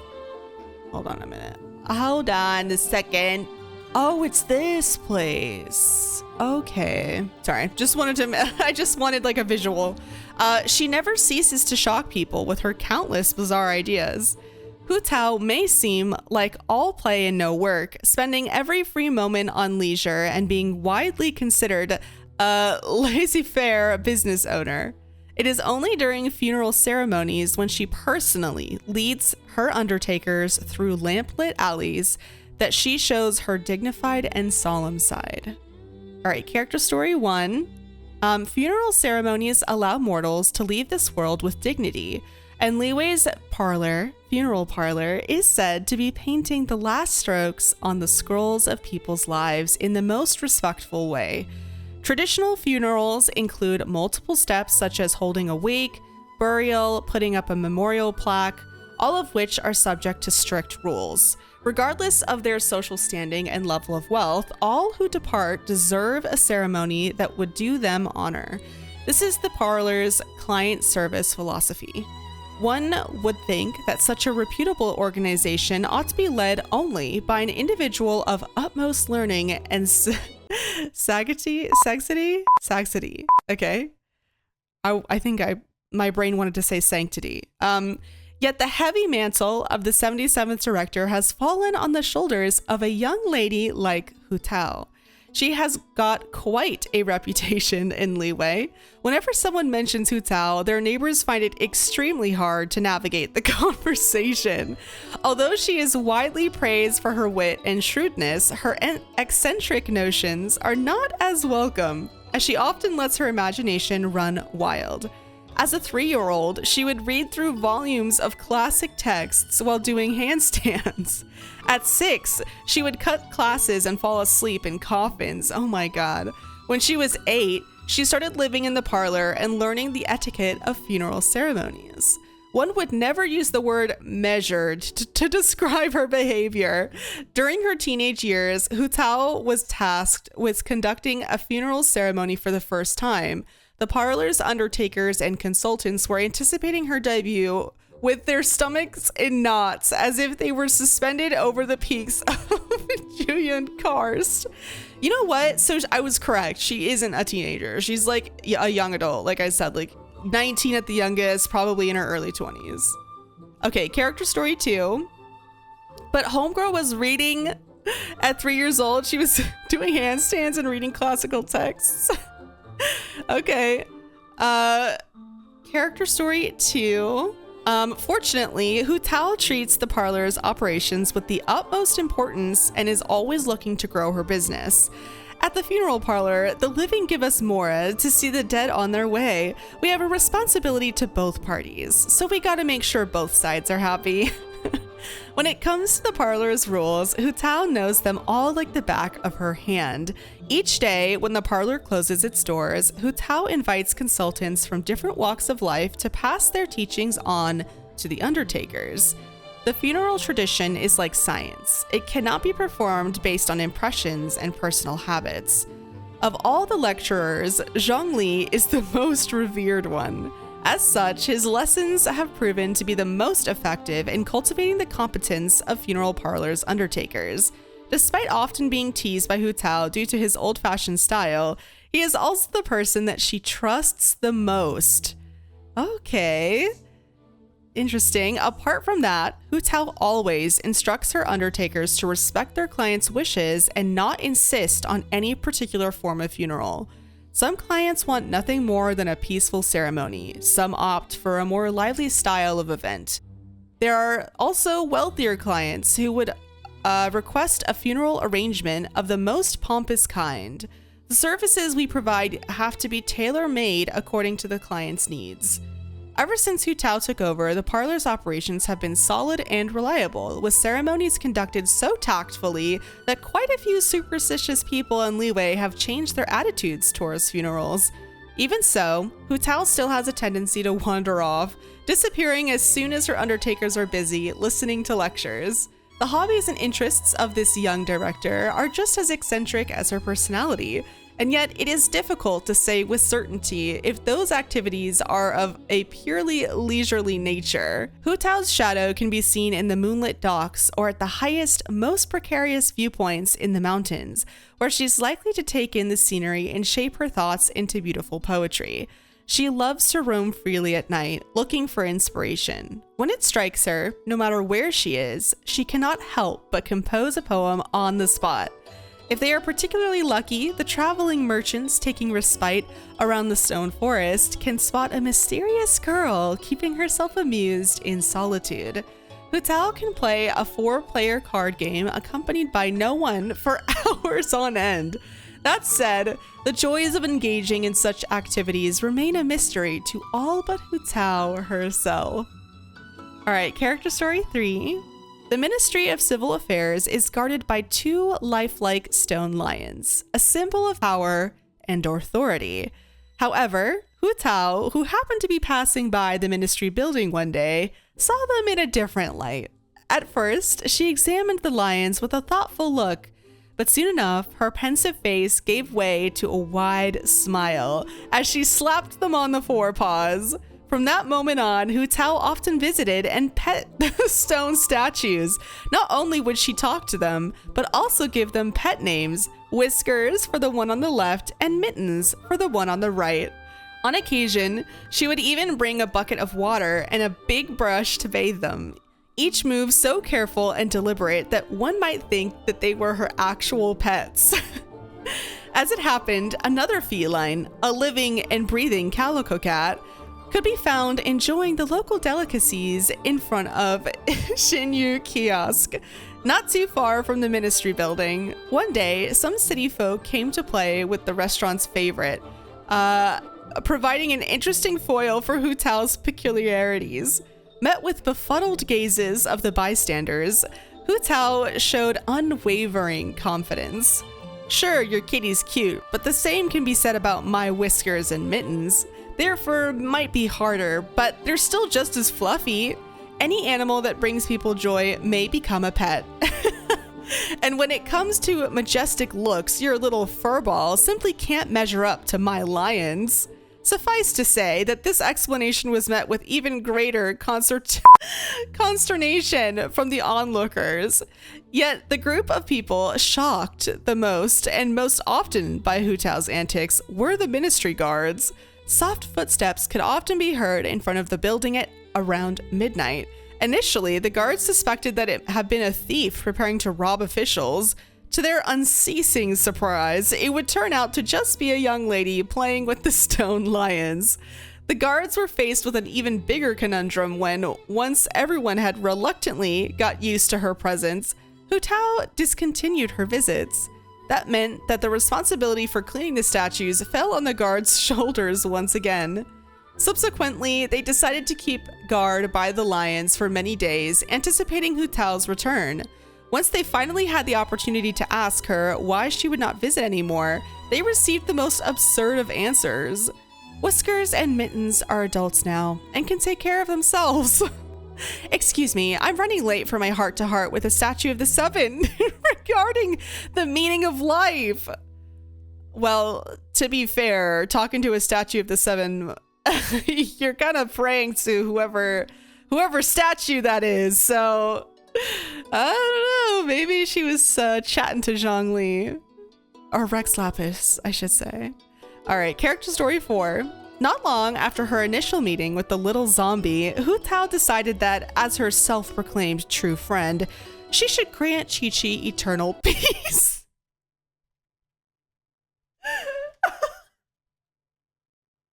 No! Leave Chi-Chi alone. Oh no. She should grant her eternal peace.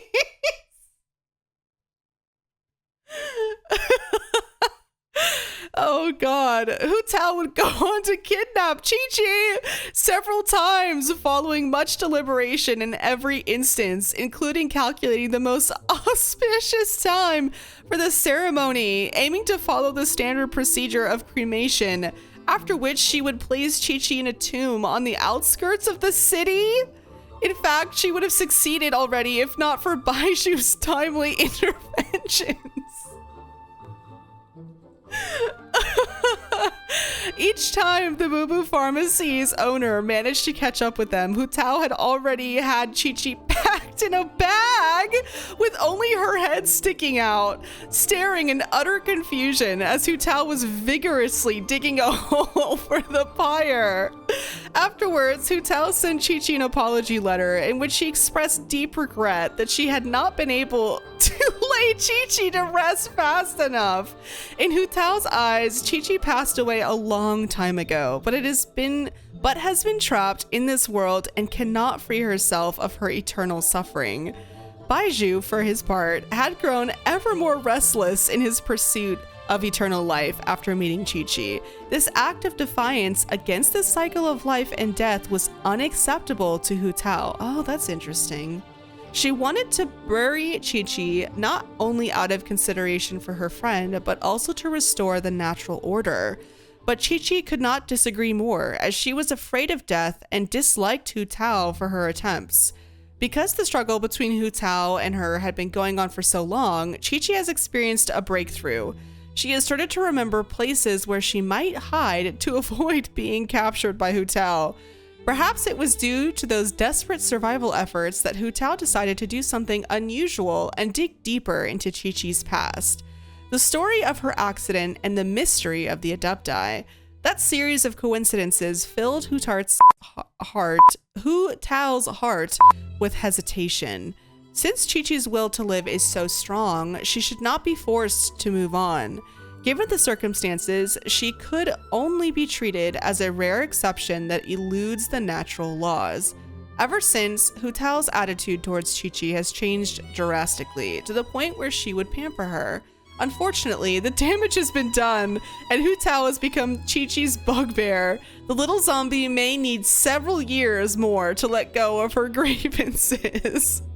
Oh my gosh. Okay, character story 5. Hu Tao is not, in fact, best known for her role as director, but for her other great accomplishment, the creation of poetry. Oh my god, here we go. Venti would love her. She dubs herself as versemonger of the darkest alleys, and free verse flows forth untamed from her mouth whenever she has free time to be on the streets. The Hillatune is Hu Tao's most famous work, well loved not only by the people of the harbor, but ever on the lips of children as far as Genshin Village. Hobbyists and critics alike were greatly surprised by the simple but profound originality of the Hillatune and its creation, and went to Wanwen Bookhouse in droves to search for the works of this great poet. Unfortunately, Hu Tao's anthologies named Fiddlesticks and Of Common Lives, respectively, have yet to be published. Xingqiu, ever immersed in books, also wanted to meet this strange person, and so chose an auspicious date to visit, bringing a gift with him. The two hit it off immediately. They would, honestly, and they exchanged pointers and impromptu poetry in the main hall. And when faced with the poetry of Xingqiu's traditional artistic bent, Hu Tao could always return in kind with some strange and marvelous verse. And there was meaning in the chaos, indeed, a rhythm to the bizarre that anyone could perceive, and it was catchy, too. Thus did she beat the old master with untrained fists, leaving Xingqiu at a loss for words. Anyone who can leave Xingqiu speechless should be feared.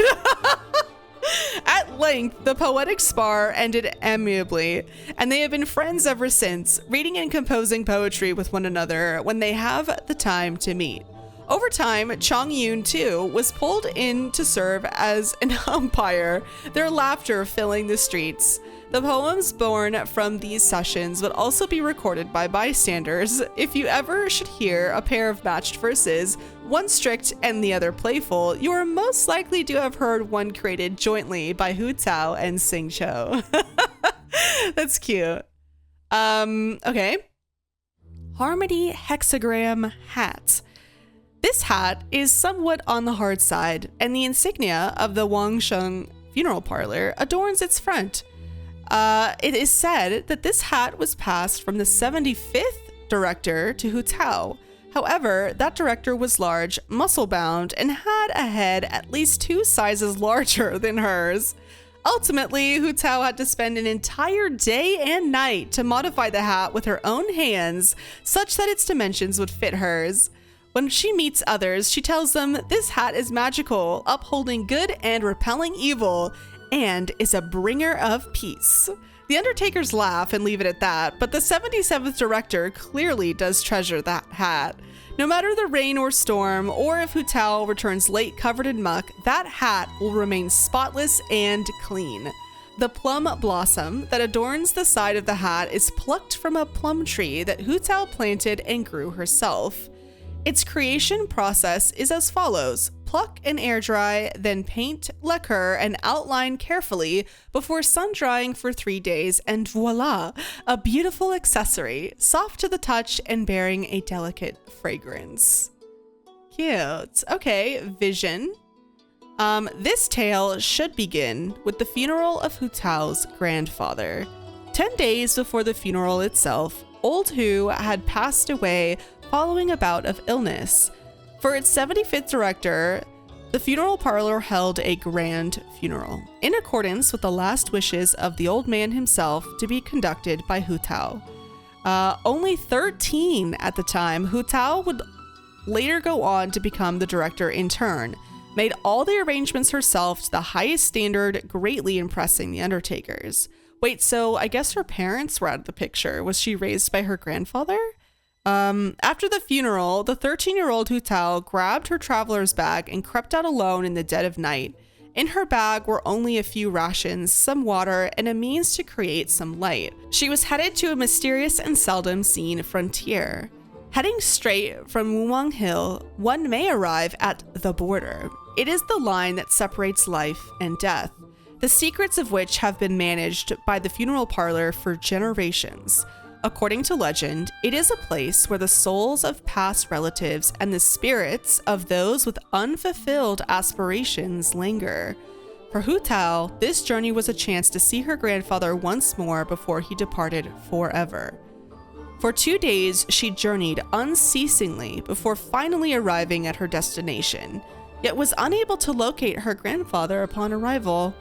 Between the innumerable spirits she walked, but none of them resembled the old man.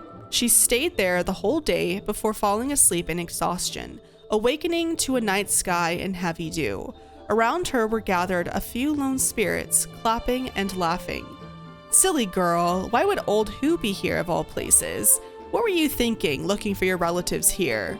Not one to be swayed so easily, Hu Tao continued to wait, day after day. Her rations gradually disappeared and her water supplies drained away, but her grandfather did not appear. In the end, it was a little old woman who came to her. She laid eyes on the exhausted Hu Tao and smiled as she spoke. "Look at your stubbornness. You're exactly like old Hu. It's a shame, but none of the funeral parlor directors would ever linger here. You come from a family of plain speakers, so let me return the favor. Go back. Go back to where you came from." The old woman bid farewell to Hu Tao before passing over the border and into the distance.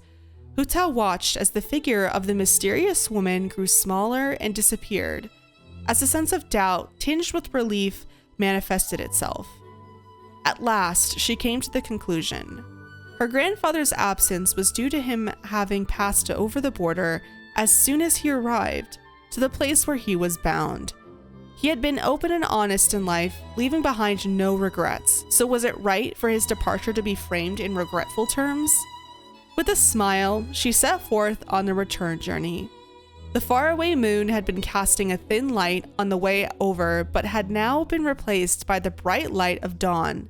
As she walked, Hu Tao thought of a saying that her grandfather had often quoted: "Live in life, die in death. Follow your heart, do what you can." It was noon when Hu Tao arrived home. She climbed over the wall into the rear courtyard, went straight to her room and unpacked her travel bag. With her food and water long gone and the rest of her belongings unpacked, the bag she had taken for empty instead contained a colorful vision. Just when had it arrived? As one of the few living that had dared to visit the border, perhaps Hu Tao's actions had moved some unknown god. Perhaps this then constituted a heavenly gift, the ultimate recognition of her strength. I mean, we do know that, or well, not, I guess, it's implied through context, but the pyro vision tends to like pyro as an element, and visions of, you know, with pyro visions are usually granted to people who are like really passionate or like willing to push themselves way past their limits based off of a belief they have or a principle or something they think needs to be accomplished or they want to see through no matter what, and that their passion carries them past what is possible, humanly possible, or maybe not humanly possible, but past what most people would be able to stand. So I think it makes a lot of sense that pyro is her vision. Let's go ahead and hear some of these.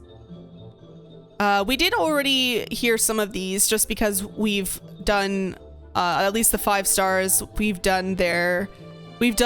read all of their character stories and lines about characters. But just for the sake of this video, we'll re-listen to them. The Wangsheng Funeral Parlor is a reputable institution that acts with integrity.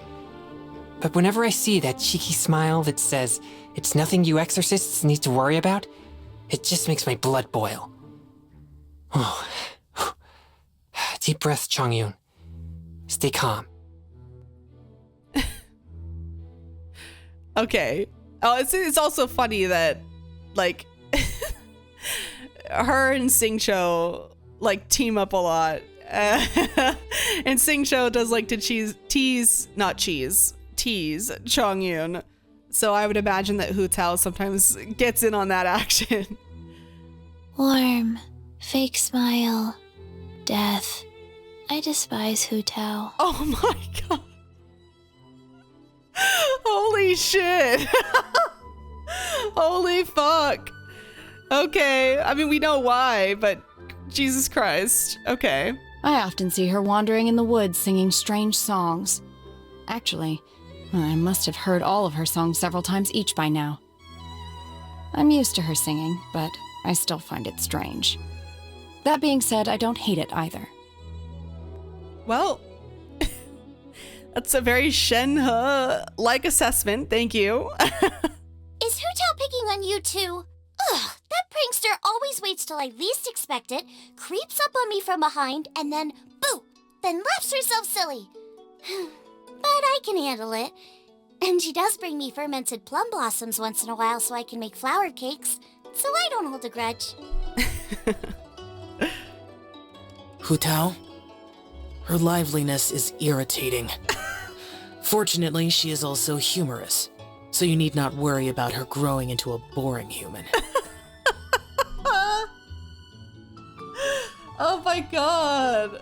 You know, it's so crazy. Like, I know that these lines were released like when his character story was released, which was like very early in his like character journey. Because the Zhao that we know now, like after the Chasm quest, when he had that whole talk with the Traveler, I think he'd probably phrase this a little differently, you know, because he's like softer now. And so it's so it's so crazy to see like older lines from him. Anyway, Hu Tao would probably find this hilarious. Ah, yes. The young lady who is now the master of the Wangshen Funeral Parlor. If you're asking what I think about her as a person, well, there are all sorts of rumors about the way she works. But I think if you really want to understand someone, you need to find out what they are really after. Well, that's insightful. I'm sure he's digging deep into what Hu Tao actually does, you know? He seems like the type. I have no clue what she's thinking going around looking all happy-clappy like that when she's the head of the Wangsheng Funeral Parlor. Oh my god. Always greets me cheerily, too, saying, "I like people who play with fire. They're good for business," or something like that. She's a bit bizarre, I tell you. Okay, how did I not know that Xinyan had a southern accent? What the fuck? I've never heard her voice in English before. That took me so off guard. Oh my god. off guard. Oh my gosh. Okay. I didn't even okay, what did she even say? I was so distracted by the accent. I didn't even like comprehend what she was saying. Or I understood what she said, but I didn't read like what she said. Okay, always greets me cheerily. I like people who play with fire. They're good for business. Something like that. She's a bit bizarre. Okay.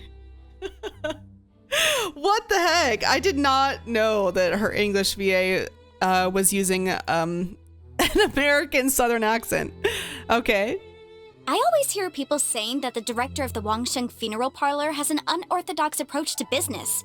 They think she's gone a little non-compos mentis after being in the funeral business so long. What are these people talking about? The Wangsheng funeral parlor provides a legitimate and necessary service, which is the cornerstone of any successful enterprise. Work is just work. There are no good and bad jobs or lucky and unlucky jobs, just jobs that need doing. If I had one gripe, it would be that the director rarely comes to me for legal advice.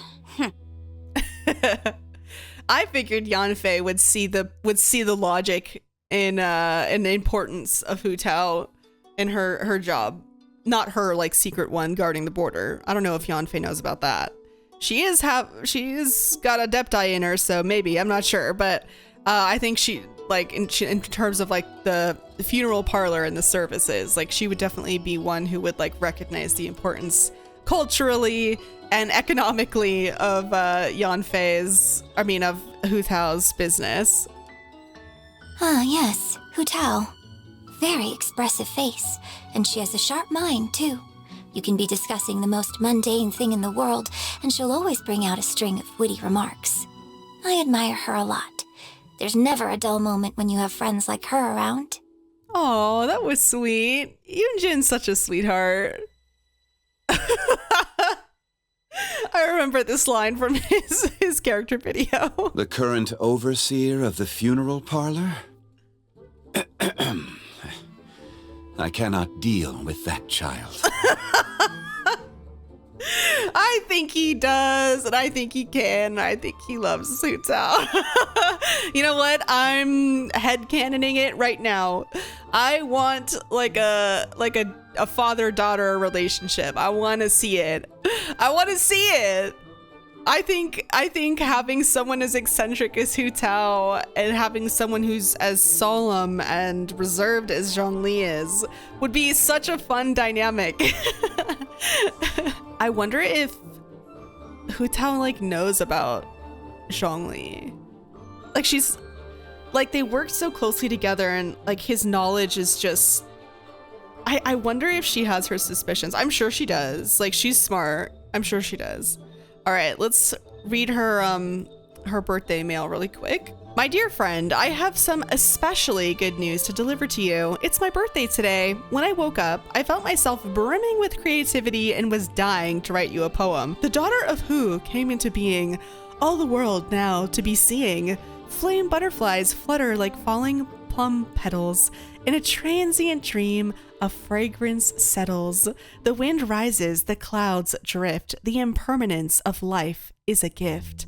The flowers bloom, the mountains still, and with it the truth reveals. Moreover, I have passed Wuwang Hill many a time where the flowers bloom among cliffs. The vigor and vitality it embodies brings me such joy, much like your own. It is said that consuming these delicate flowers with coconut milk whets one's appetite. Coconut milk! From the Cocoa Goat?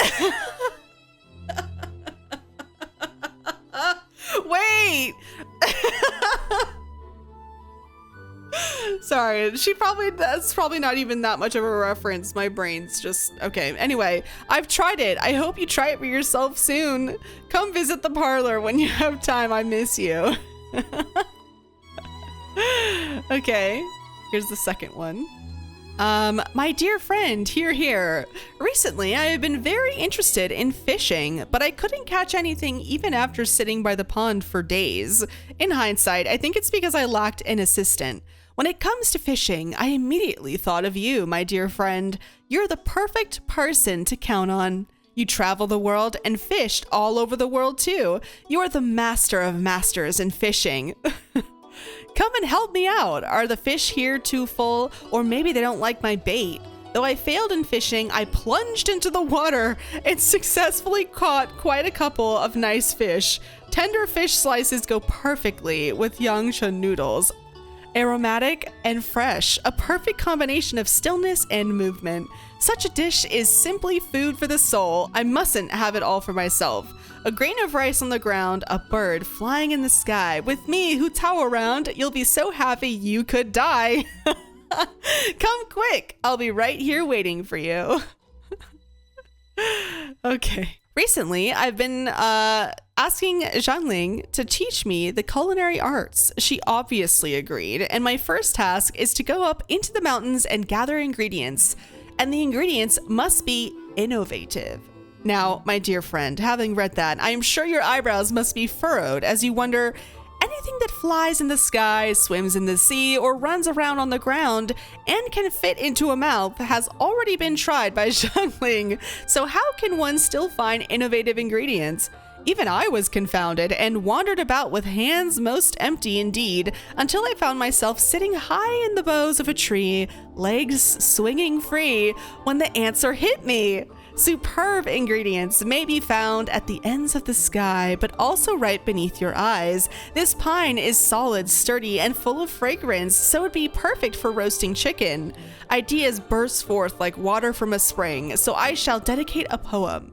The mountains are beautiful beyond compare, trees aplenty and mushrooms rare, so long as your friends are there, even if eating grass most bare. I've chopped the pine and prepared the fowl, and the fire is already roaring. Now all I need is for you to come taste my progress. Okay, some trivia. Zhangli first mentions her during the Archon quest Solitary Fragrance and hopes that she has been able to keep the authorities at bay after the Qixing turned their suspicions on the Fatui, which the Wangsheng Funeral Parlor is associated with. She is also mentioned on an anonymous message left on the bulletin board, which is likely Zhongli's.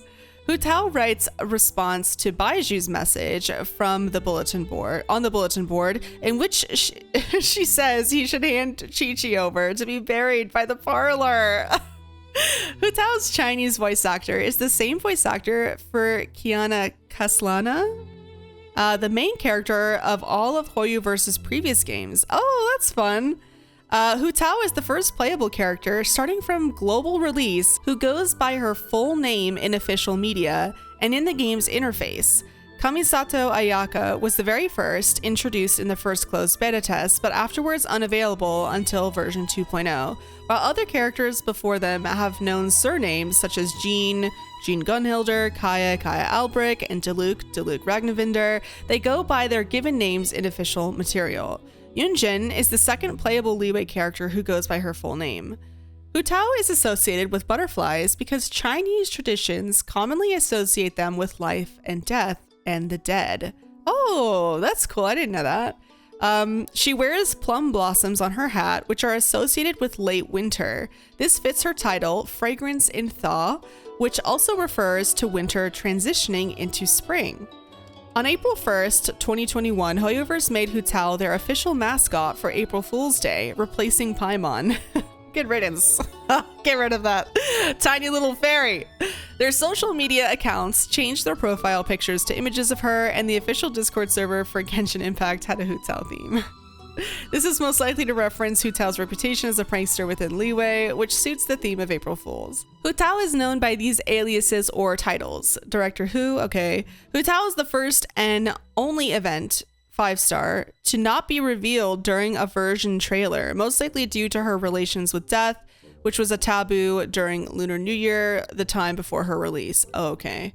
Hu Tao's Hillatune, featured in her More About Hu Tao and Idol voiceovers, is also sung by Dusky Ming in Wangshu.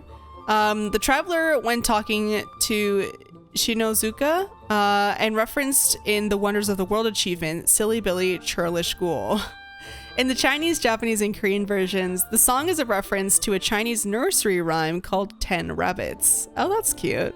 Hu Tao is mentioned in the descriptions of the following furnishings. Okay. Etymology. When read together, Hu Tao's name refers to the walnut tree and is itself a regional term for walnuts in certain parts of China. In the game, both characters are parsed separately, as her surname, Hu, is distinct from her given name, Tao, which means peach. The English version reflects this by separating the two characters with a space, unlike most other Liyue characters whose names are commonly written as one word without any spaces. In Chinese official media, however, the name is often spelled as simply Hu Tao, with no space, as utilized in the English localization. Oh, okay. The walnut interpretation of Hu Tao's name may be a reference to an old Chinese folk song about walnuts granting long life. A variant of the song goes, "When walnuts do not leave the hand, one can live up to 89, surpassing even the Qianlong Emperor." Oh shit, I'm probably not saying that correctly. The King of Hell, oh wow, will not be able to call them away. The Emperor is one of the longest reigning and longest lived monarchs in world history. Oh wow. He lived to 87, which is 2 years less than the stated year in the song. The name of the King of Hell mentioned in the song is a homophone for half of Zhongli's title. Oh, Rex Lapis. Okay, interesting. It is possible that Zhongli's role as a consultant in the parlor is also a nod to the song. Her constellation is Latin for the butterfly of Charon? Hold on. We getting deep in the lore here. What does this mean? A psychopomb? Spirits, angels, demons, or deities in many religions whose responsibility is to escort newly deceased souls from Earth to the afterlife. Oh, okay. Oh, the ferryman of the Greek underworld. Oh, I know this. Okay, I know this legend. Okay, cool. Cool. Alrighty. Her name Hu Tao sounds similar to the word butterfly in Chinese. In the Chinese and Korean character teasers, Hu Tao jokingly refers to her and the butterflies as having the same surname. Cool. Okay, let's go ahead and listen to the voiceovers now. Yeah? Now just why might you be looking for me, Oh, you didn't know? I'm the 77th director of the Wangsheng Funeral Parlor, Hu Tao. Though by the looks of you, radiant glow, healthy posture, yes, you are definitely here for something other than that which falls within my regular line of work, aren't you? Well, she's not wrong. Wanna come over for tea? 1 client, 2 clients, 3 clients. When the sun's out, bathe in sunlight. But when the moon's out, bathe in moonlight. What a bummer. Lightning! Oh, let's bolt. Snow. What a nice breeze. My hat's gonna get blown away. Well are those who rise in the early morn, while those laid to bed I shall forewarn. Yo! Afternoon. Had lunch? Moon's out, and so am I. She is a little unhinged, but we're here for it. Oh, you sleepy? Get some rest. I'm gonna take a walk by myself. Who as in, who put me in this coffin? And Tao as in, I can't get tout. No, not funny.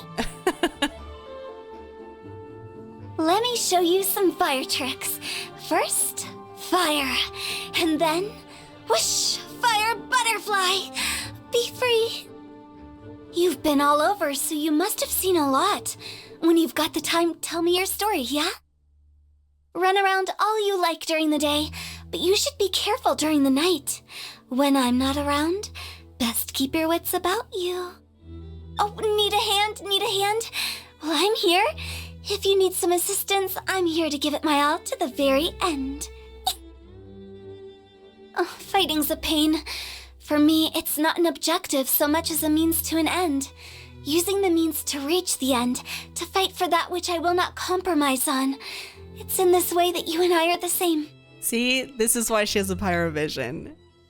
she doesn't even like fighting, but to fight for that, which I will not compromise on, is I think probably one of the best ways to describe everybody who has a pyro vision, even if not as intensely as like Diluc or Hu Tao, who like will go to great lengths not to compromise and will commit certain deeds that maybe an average person would never do, like in terms of, you know, going on a killing spree as a teenager in Snezhnaya for Diluc, Hu Tao spending days on end starving and dehydrating herself to wait for her grandfather. Like these extremes, not everybody with a pyrovision pushes themselves to that extreme, but I feel like that same willingness to pursue passion and not compromise on their principles, I think is shared between all pyro users for sure.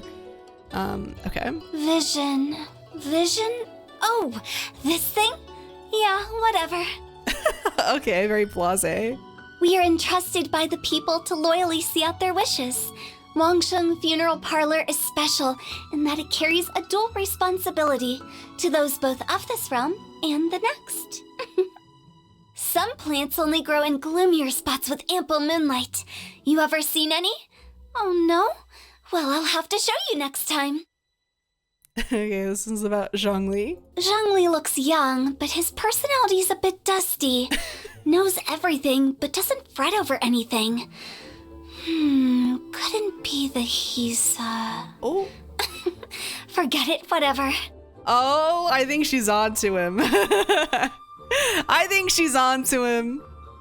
Have you seen Chi-Chi? Tell me where she is quickly. I need to go seal her away. Baizhu. Ugh, that guy. Tianchun Ningguang. Well-off, radiant gaze, exquisite face, in the know and capable of anything.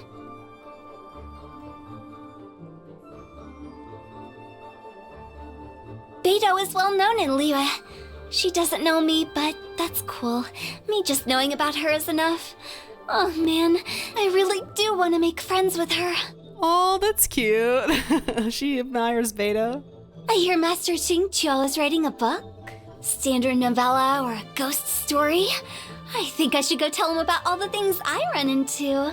That'd make for a really good read. Positive energies and unity between yin and yang. Huh. Who knew such people existed in this world? Okay, so she has good grasp. It makes sense that she would have a good grasp on his positive energy overload. What would I know of the Adepti? Ay, that kind of stuff is top secret. Don't come asking me about it. Oh, girl.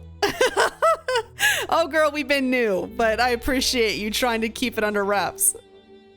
The Yuheng Kuching, she's quite hard to talk to. She's so uptight.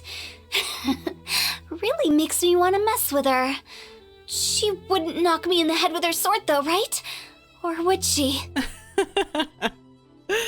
I think Kuching, we know a little bit about how Kuching strives to open up. She's striving to like open up to other people, right? And try from the events, we know that she tries to go about things a little differently because she recognizes her weaknesses and her strengths aren't all what she wants them to be. So I think she wouldn't mind befriending Hu Tao. I think it would test Kuching's new goals of how to handle people differently, but I think she would ultimately end up getting along pretty well with Hu Tao.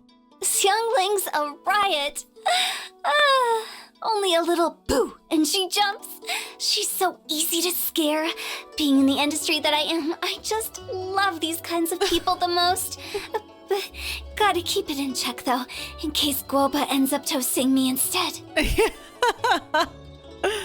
Yunjin always appears so graceful on formal occasions, but you'd be surprised how friendly she is in private. I made a bet with her once, and the loser had to sing lyrics of the winner's choice in their own singing style. My, I wish you could have heard her operatic version of the Hilly tune. Oh my god. Not the operatic version of the Hilly tune. She is quite the fascinating individual, completely different from anyone else I've encountered. Do you think if I started eating divine herbs and drinking the dew of the mountains every single day, I'd be able to look as pure and pristine as she does? You are what you eat, I guess. Silly churl, Billy churl, silly Billy, hilly churl, frilly churl, willy churl, frilly willy, hilly churl. Oh, is that? I think that's the Hilly tune. Versemonger of the darkest alleys. That's me. If you ask me, there's nothing hard or scary about working at Wangshen Funeral Parlor. It's just a pain is all. It's a shame others see us going out to work at night and just don't understand. That's what scares them.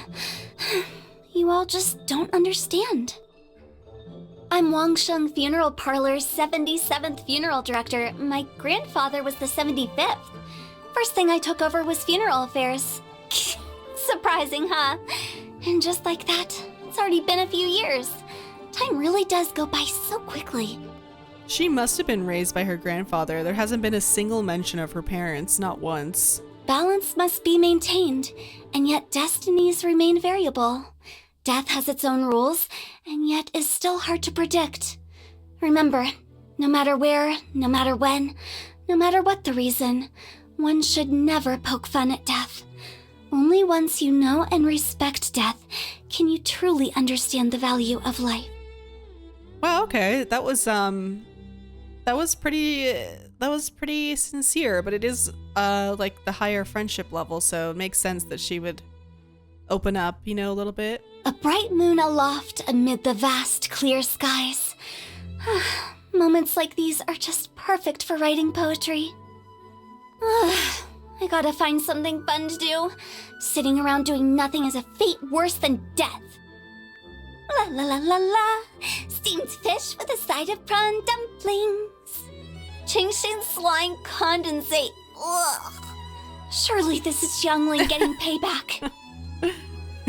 Splendid, splendid. Now allow me to compose a poem in loving memory of this dish. Sure you don't want my help? Come on, it's a great deal. Cook twice the amount in the same time. Ugh, I declare this dish dead. Rest in peace. Tonight the stars are dazzling and the moon majestic. It must be a special day. But just what day could it be? I know, it's your birthday. It really is a great day. Oh yeah? Oh yeah. Bro, wait, is this... The second I saw this, I thought of... from, oh, this is an anime reference. Haikyuu. Wait. Wait. This is it. Oh yeah. Oh yeah. Oh yeah. Oh yeah.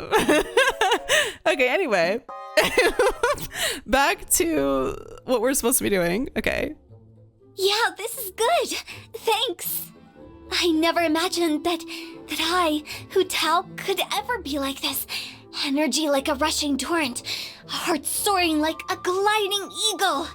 I feel great. If I reach my full physical potential, then the next test is of the heart. It's largely thanks to you that I've been able to step foot into this uncharted territory. It is here that heart and soul are as one like clouds. Death is a constant for all among the multitudes that sit beneath the heavens. Wow, okay. Ha! Ji! Sa! Time to go! Cross over! Pyre, pants on fire! Huh? Go! Phew! With the wind! Jackpot! Oh, what a cute treasure coffin! Treasure coffin! If we bury it, maybe it'll spring back to life. Ayaya, this isn't good. Let me have a go. Is it my time? I'll remember that. Oh. Quit it! Oh, is it time for me to join you? Good eye. Send one, send them all. Cool. Okay. Well, let's go ahead and check out her companion page here. Let's see. Here we go. Here's your dialogue. Hey, why'd you come find me out of the blue? Miss me? You have mountains and bodies of water, food and fun and everything to like. Besides, you're so kind to me. I really do love it here. Oh, that was sweet. Oh, really? Come, lend me your ear so I can tell you a secret. Truthfully, I feel the same way. Well, sure I can, if going to the Wangsheng funeral parlor won't scare you silly. As long as I'm not busy, you are welcome anytime. Oh, perfect timing. I was just looking for someone to talk to when you appeared. You don't have telepathy, do you? Aya. No one's as considerate and kind as you are. So, what do you want to talk about? How can words suffice? In this world, seeing is believing. If you have the courage, you can come with me on a stroll in the mountains one night to see for yourself. Is your heart pounding? Wanna go? Then it's settled. Oh, you mean my poems, right? It's been forever since I performed in front of someone. One sec, get ready. There perched two birds on a tree. One swooped down and caught a mouse, you see. In the mouse's mouth was a sprout, clinging to a seed, no doubt, so that little plant got to fly for free. How's that? Give me your thoughts. Right? I knew you'd have a discerning eye to appreciate my poetry. Oh, I'm so happy I could die. You're such a fantastic friend. So happy you could die, huh? Something I want to do. I already do what I want every day. So today, I won't tend to any of that other nonsense. I'll just hang out here. Your place has mountains and bodies of water, food and fun, and I get to hang out with you. How wonderful. Well, it's not just the place, silly. I mean, lots of places have courtyards and pavilions. Why would I like the place of all things? Let's see. What else is there to like? Well, of course, it's... Guess! That look on your face. I'll stop teasing you. I like hanging out with you. And the fact that you're here with me proves that you like hanging out with me, too. No matter what you say, I'm staying here today and no one can drag me away. We have such a good relationship, so surely you won't mind. She's sweet. Morning. Look how full of life you are. Must have slept like the dead last night, huh? Good night. Rest early and don't worry about nightmares, monsters under your bed, or anything like that. If such a thing happens, I'll settle it myself. Okay. Okay, so these are special dialogues for sets, furniture sets. There's an old saying in Liyue. A bed that faces the door shall be haunted by a ghost of horror. But as long as I'm here, you won't have anything to worry about. And if a couple of ghosts do come, you could invite them to play a game. Actually, why don't we put a table and some chairs in here? Not her setting up a seance. The atmosphere in the village is great. I've gotten some poetic inspiration just walking around. She takes after Zhongli a little bit. He's just walking around, like taking long walks in like beautiful parts of the country regions of Liyue, taking inspiration and just drinking it all in. It's a little bit like Zhongli, huh? Ooh, do you think we'll see anything interesting after nightfall? Like a statue coming to life or an eerie fire underwater? You'll join me, right? Okie dokie. Well, that is all that Miss Hu Tao has on her little page. So let's go ahead and chat about her, what we think. Okay, so I think Hu Tao is a very unique person. I say that with good connotation to it. I think she is ultimately very kind at heart. I think she enjoys her responsibility. I know running the parlor isn't always the most fun for her, but I think in terms of guarding the border and stuff, like I think she takes that pretty seriously, and I think she is proud to perform those duties. It doesn't seem like she resents that. I don't even think she resents having to run the parlor either. I just think that she's young and she is kind of free-spirited, so I don't think she likes being tied down to the parlor all the time. I think that's why she likes to wander a lot and just kind of, you know, experience life. Because like it said, her grandfather had told her, you know, like, live while you're alive. Like, make sure to experience life and what it has to offer you while you're alive, you know, because once that time is over, it's over, and you can't get it back. You have to live without regrets, essentially, is kind of what I gathered he was trying to say.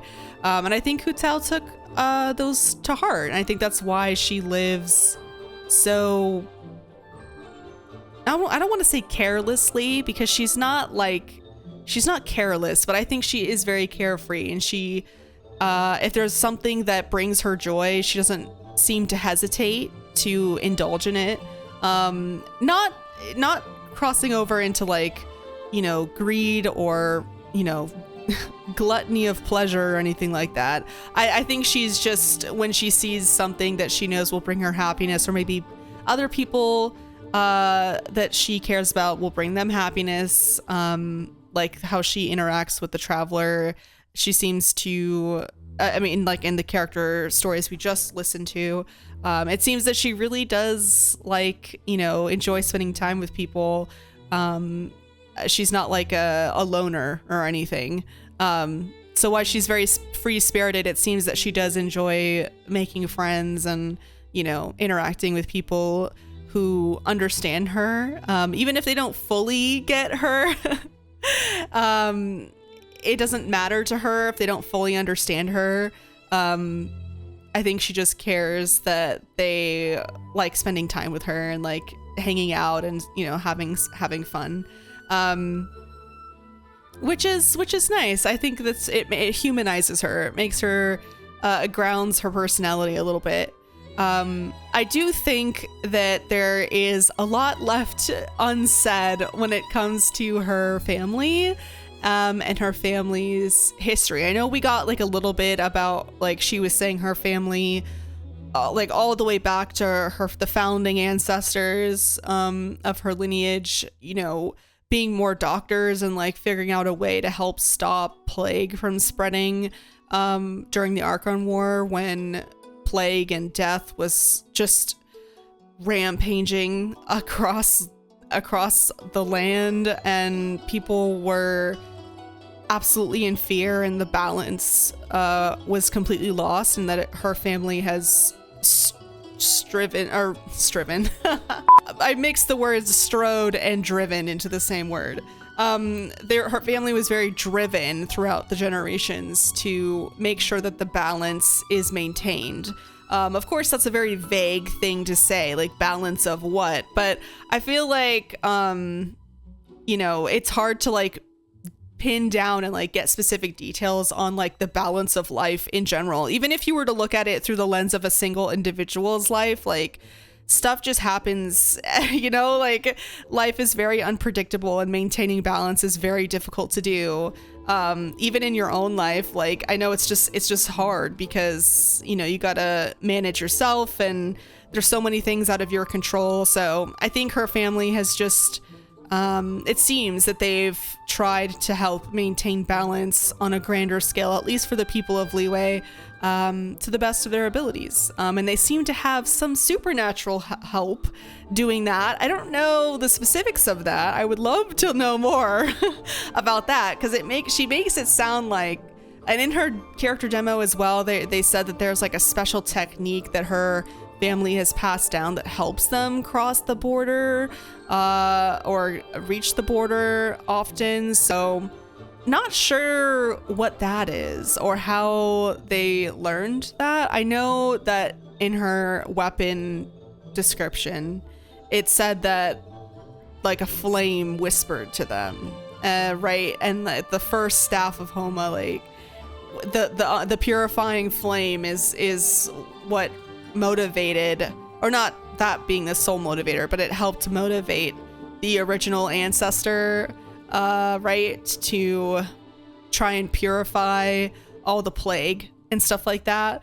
And that could have really interesting implications and maybe ties to Natlan or the Pyro Archon. I'm not sure. That's so far off. Like, we're barely getting into Sumeru this summer, so I have no idea if there's any ties to the Pyro whatever, but I think it's just like a cool thing to just note offhand about her character, since she does have a Pyro vision herself. I think her relationship with Zhongli, I would love to see more.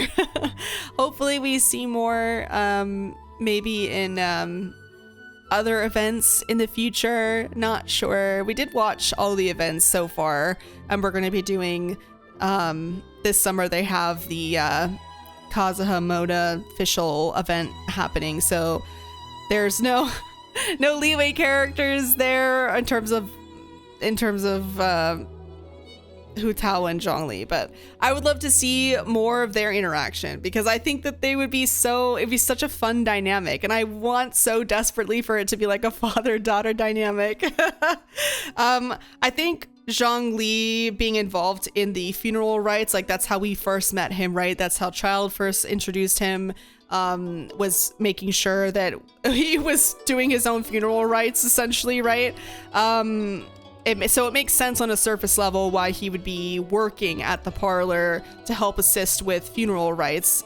But it seems that Hu Tao is kind of onto him a little bit. Like, she knows that he's not really totally human. It seems that she kind of might have guessed who he is.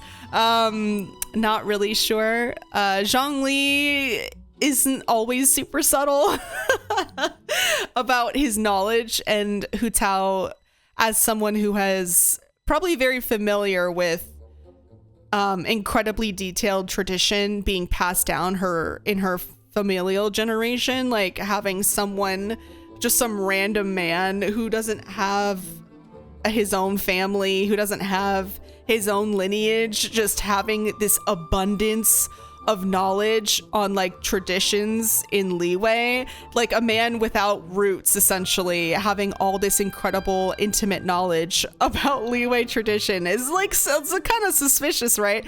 So I think she probably is definitely like on to him. I think she knows or at least suspects, at the very least suspects, that he's not all he says he is. And I think it's significant that Zhongli also has taken up residence, or I don't know about residence, but he's taken up maybe secret guardianship. I know he's retired, but I think it's not a coincidence that not only does he, assist with the funeral rites so everyone gets it right, because he's knowledgeable about it, and it's his best incognito persona, but I think it's also just it's just something definitely to keep in mind, that he's got very close proximity to, a person who has constant interaction with the road, the border, right, between life and death. And since we know so much about, we know a lot about Zhongli, but there's still very much we don't know about Zhongli or Rex Lapis, right? I think it's telling that he's got a close eye on that border as someone who's like a god of humanity, and he's like, I will stay with humanity till the end. I will see through things with them.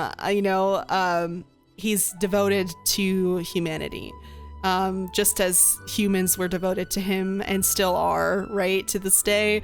Him being at the border or like keeping an eye on it, it's got like a poignancy. It's kind of significant, right? That maybe he's guarding it in his own way or keeping an eye on it and making sure Hu Tao's okay, because I imagine that they can be dangerous. You know, she said she has encountered some malevolent forces previously. I don't know what that entailed or what that means, because that's such a that's like the vaguest way to describe danger. Malevolent forces. Okay, what the fuck does that mean? But, you know, maybe someday we'll learn more about these malevolent forces or these spirits that are evil and how that process happens. How they're able to, are they evil if they force themselves to cross the threshold back? Like if they're already in the afterlife and they maybe cross back out from the border. Is that what makes them evil? Is there a process to that? Like, I would love to know the details of that, but I don't think we're going to be getting those answers anytime soon. But it's fun to posit, and it's posit these questions, and it's fun to consider them, because there is quite, a lot of implications that would ripple out into other regions and just in overall Teyvat lore. So it's always fun to recontextualize. It can be confusing, but it's still fun to recontextualize Teyvat on a larger scale when we learn, we get lore like this about like the afterlife and this border concept. And she's like, able to commune with spirits easily, summon them, she said, if she needs to. I don't know if she can only summon spirits that are already at the border. I don't know if she can summon spirits who are beyond the border, like who are in the afterlife. Can she summon them? Not sure. So I don't know. I just think it's interesting. And we know that dreams and wishes, ley lines, dead people, their spirits, all are very interwoven. There seems to be the through line of memory, and it seems to just continue to build upon itself. These themes, these motifs just keep stacking and building. I don't know what it's building into. I don't know where we're going with it. I don't know if we're building a tower or a bridge or where we're going, but it's definitely consistent, and I'm interested to see what more they do with the lore and this new information we got from Hu Tao. I mean, again, it's like, it's kind of small, and the story kind of revolved around like NPCs a little bit, but I think in this case it's okay because it allowed us to like more naturally experience these new bits of lore with Hu Tao rather than her like exposition dumping on us or someone else doing it or something like that. I understand why they tried to make it organic. So I think I'm gonna forgive it. Also, it was really sad, like the child dying. I also want to know a little bit about like why the child, like what happened to that town, if that was significant or if that was just like an offhand explanation for why the kid died. I'm not sure. But we like never, I don't know. I just feel like it was probably pretty recent because the other friends were all like in their, probably oldest in their like late 30s at the oldest. Like they still looked pretty young. So, it couldn't have happened that long ago. The accident that happened to their village. So I don't know what happened there. Maybe it was just like an offhand explanation. I don't know if it has deeper meaning or if that was referenced somewhere and I'm just not remembering. Because there's so many small hints to things that sometimes that go over my head. But if you guys have any ideas about that, like let me know in the comments. I definitely want to hear about that.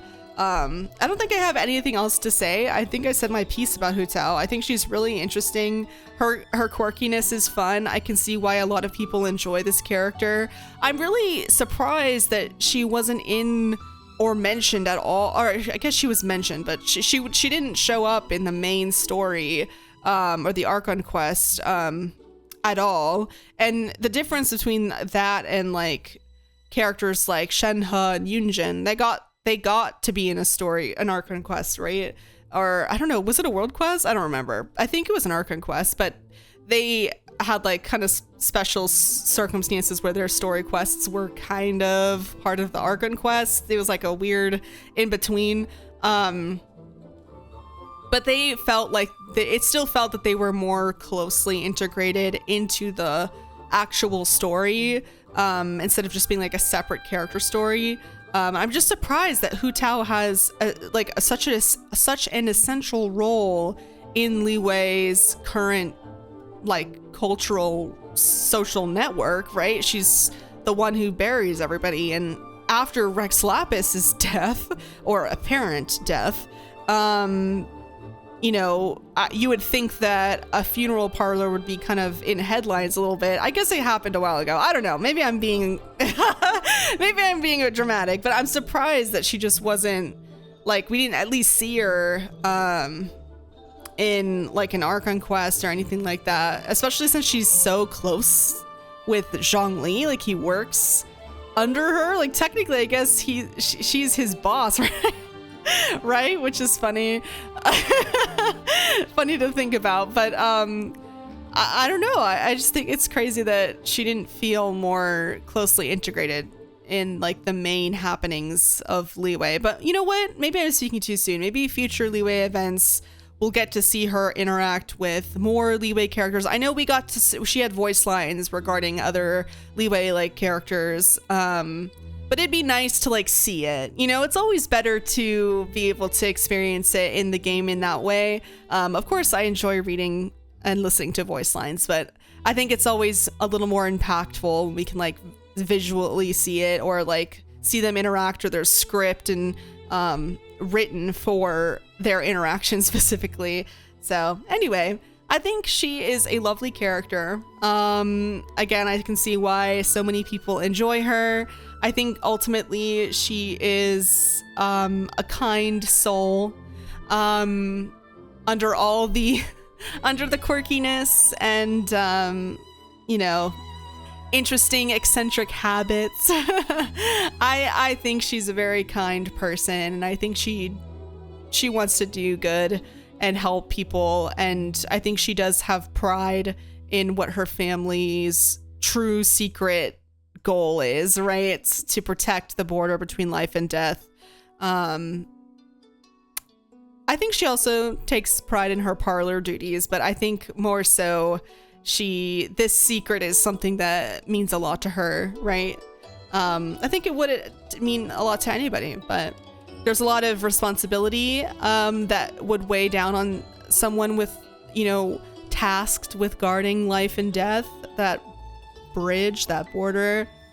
And I could definitely see how it could weigh someone down or slowly depress somebody to constantly be around the spirits of the dead, and especially spirits on the border, right, haven't like fully worked through their problems yet. They linger because they haven't like worked through their regrets, right? And they only cross over when they've like no regrets left.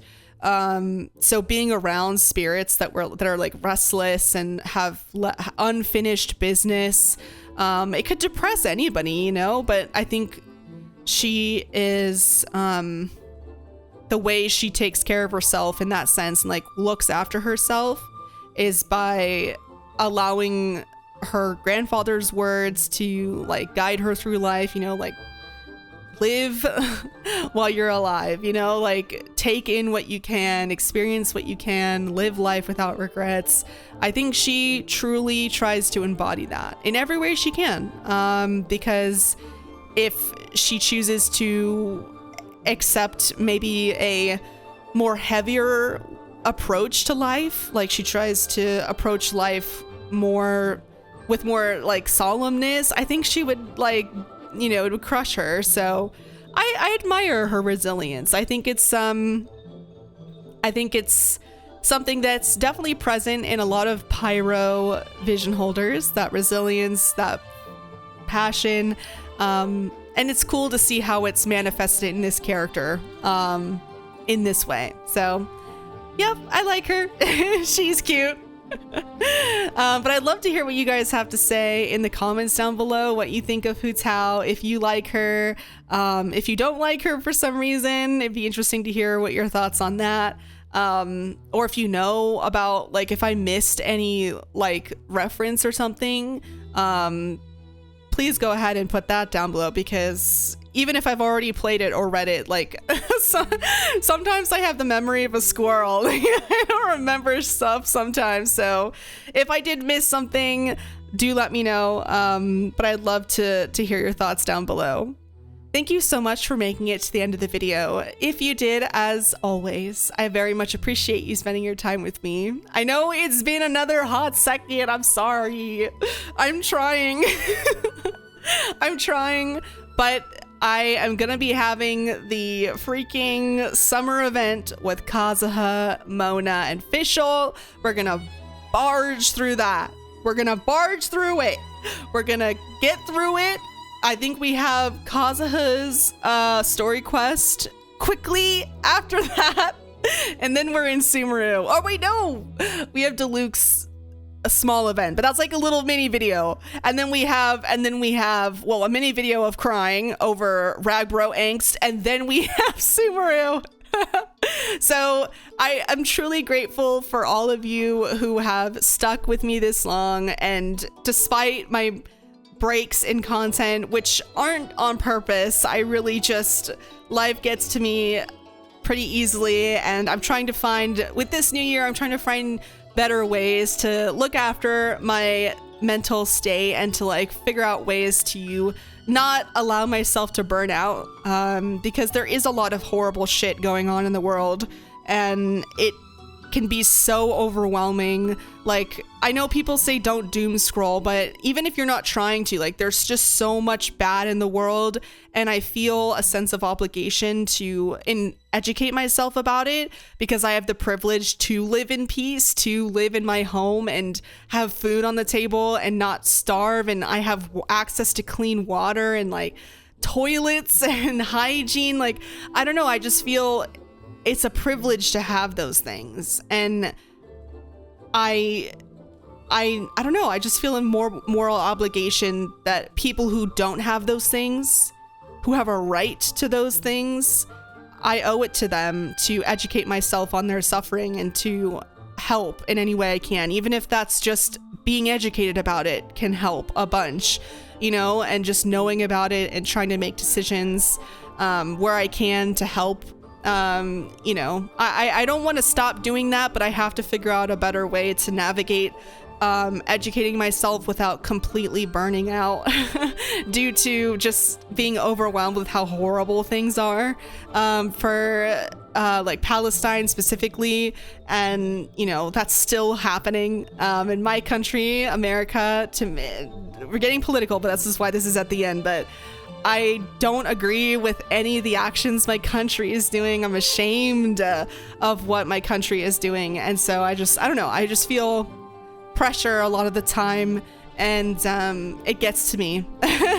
As you guys know, I am a kind of a sensitive soul. I get very emotional very easily. And so sometimes I just have to work hard. I just have to work harder and find better, healthier ways to help manage myself so I don't, you know, burn out on everything that makes me sad. So anywho, just thought I'd open up a little bit about that, just so you guys don't think that I'm getting bored of content or whatever, because that's not the case. If that ever does happen, I will speak up about it. But I hope you don't assume that I don't care about the community that we've built, or I no longer want to make content.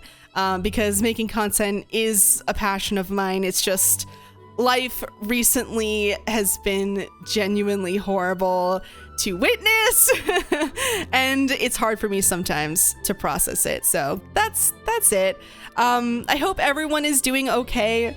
I hope if you are also struggling with overwhelming things in your life, whatever they may be, I hope you are patient with yourself. I hope you are kind to yourself and to others.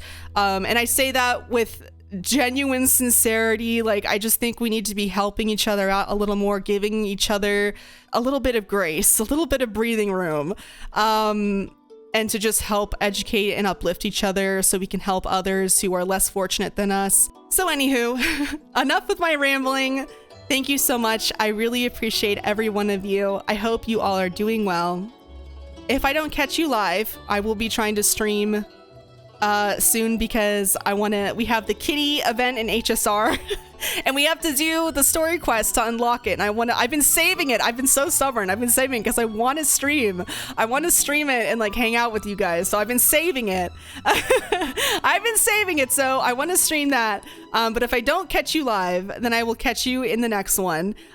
Please check out the Discord if you want updates. I do post updates there. We have lots of things to chat about there. We've got lots of channels and stuff. So if you're interested in checking that out, you totally can. Also, no pressure if you want to join and not chat. Like, there's no pressure to talk if you don't want to. If you just want to observe and just, you know, scroll through conversations, you're welcome to do that too. I don't ever want to it's a safe space in this community. Okay, that's my point. So if you want to check out the Discord, you're so welcome to. I have all my other links and stuff down below if you would like to see those too. I will update you guys on Discord when I will be streaming next, but I hope to see you guys then.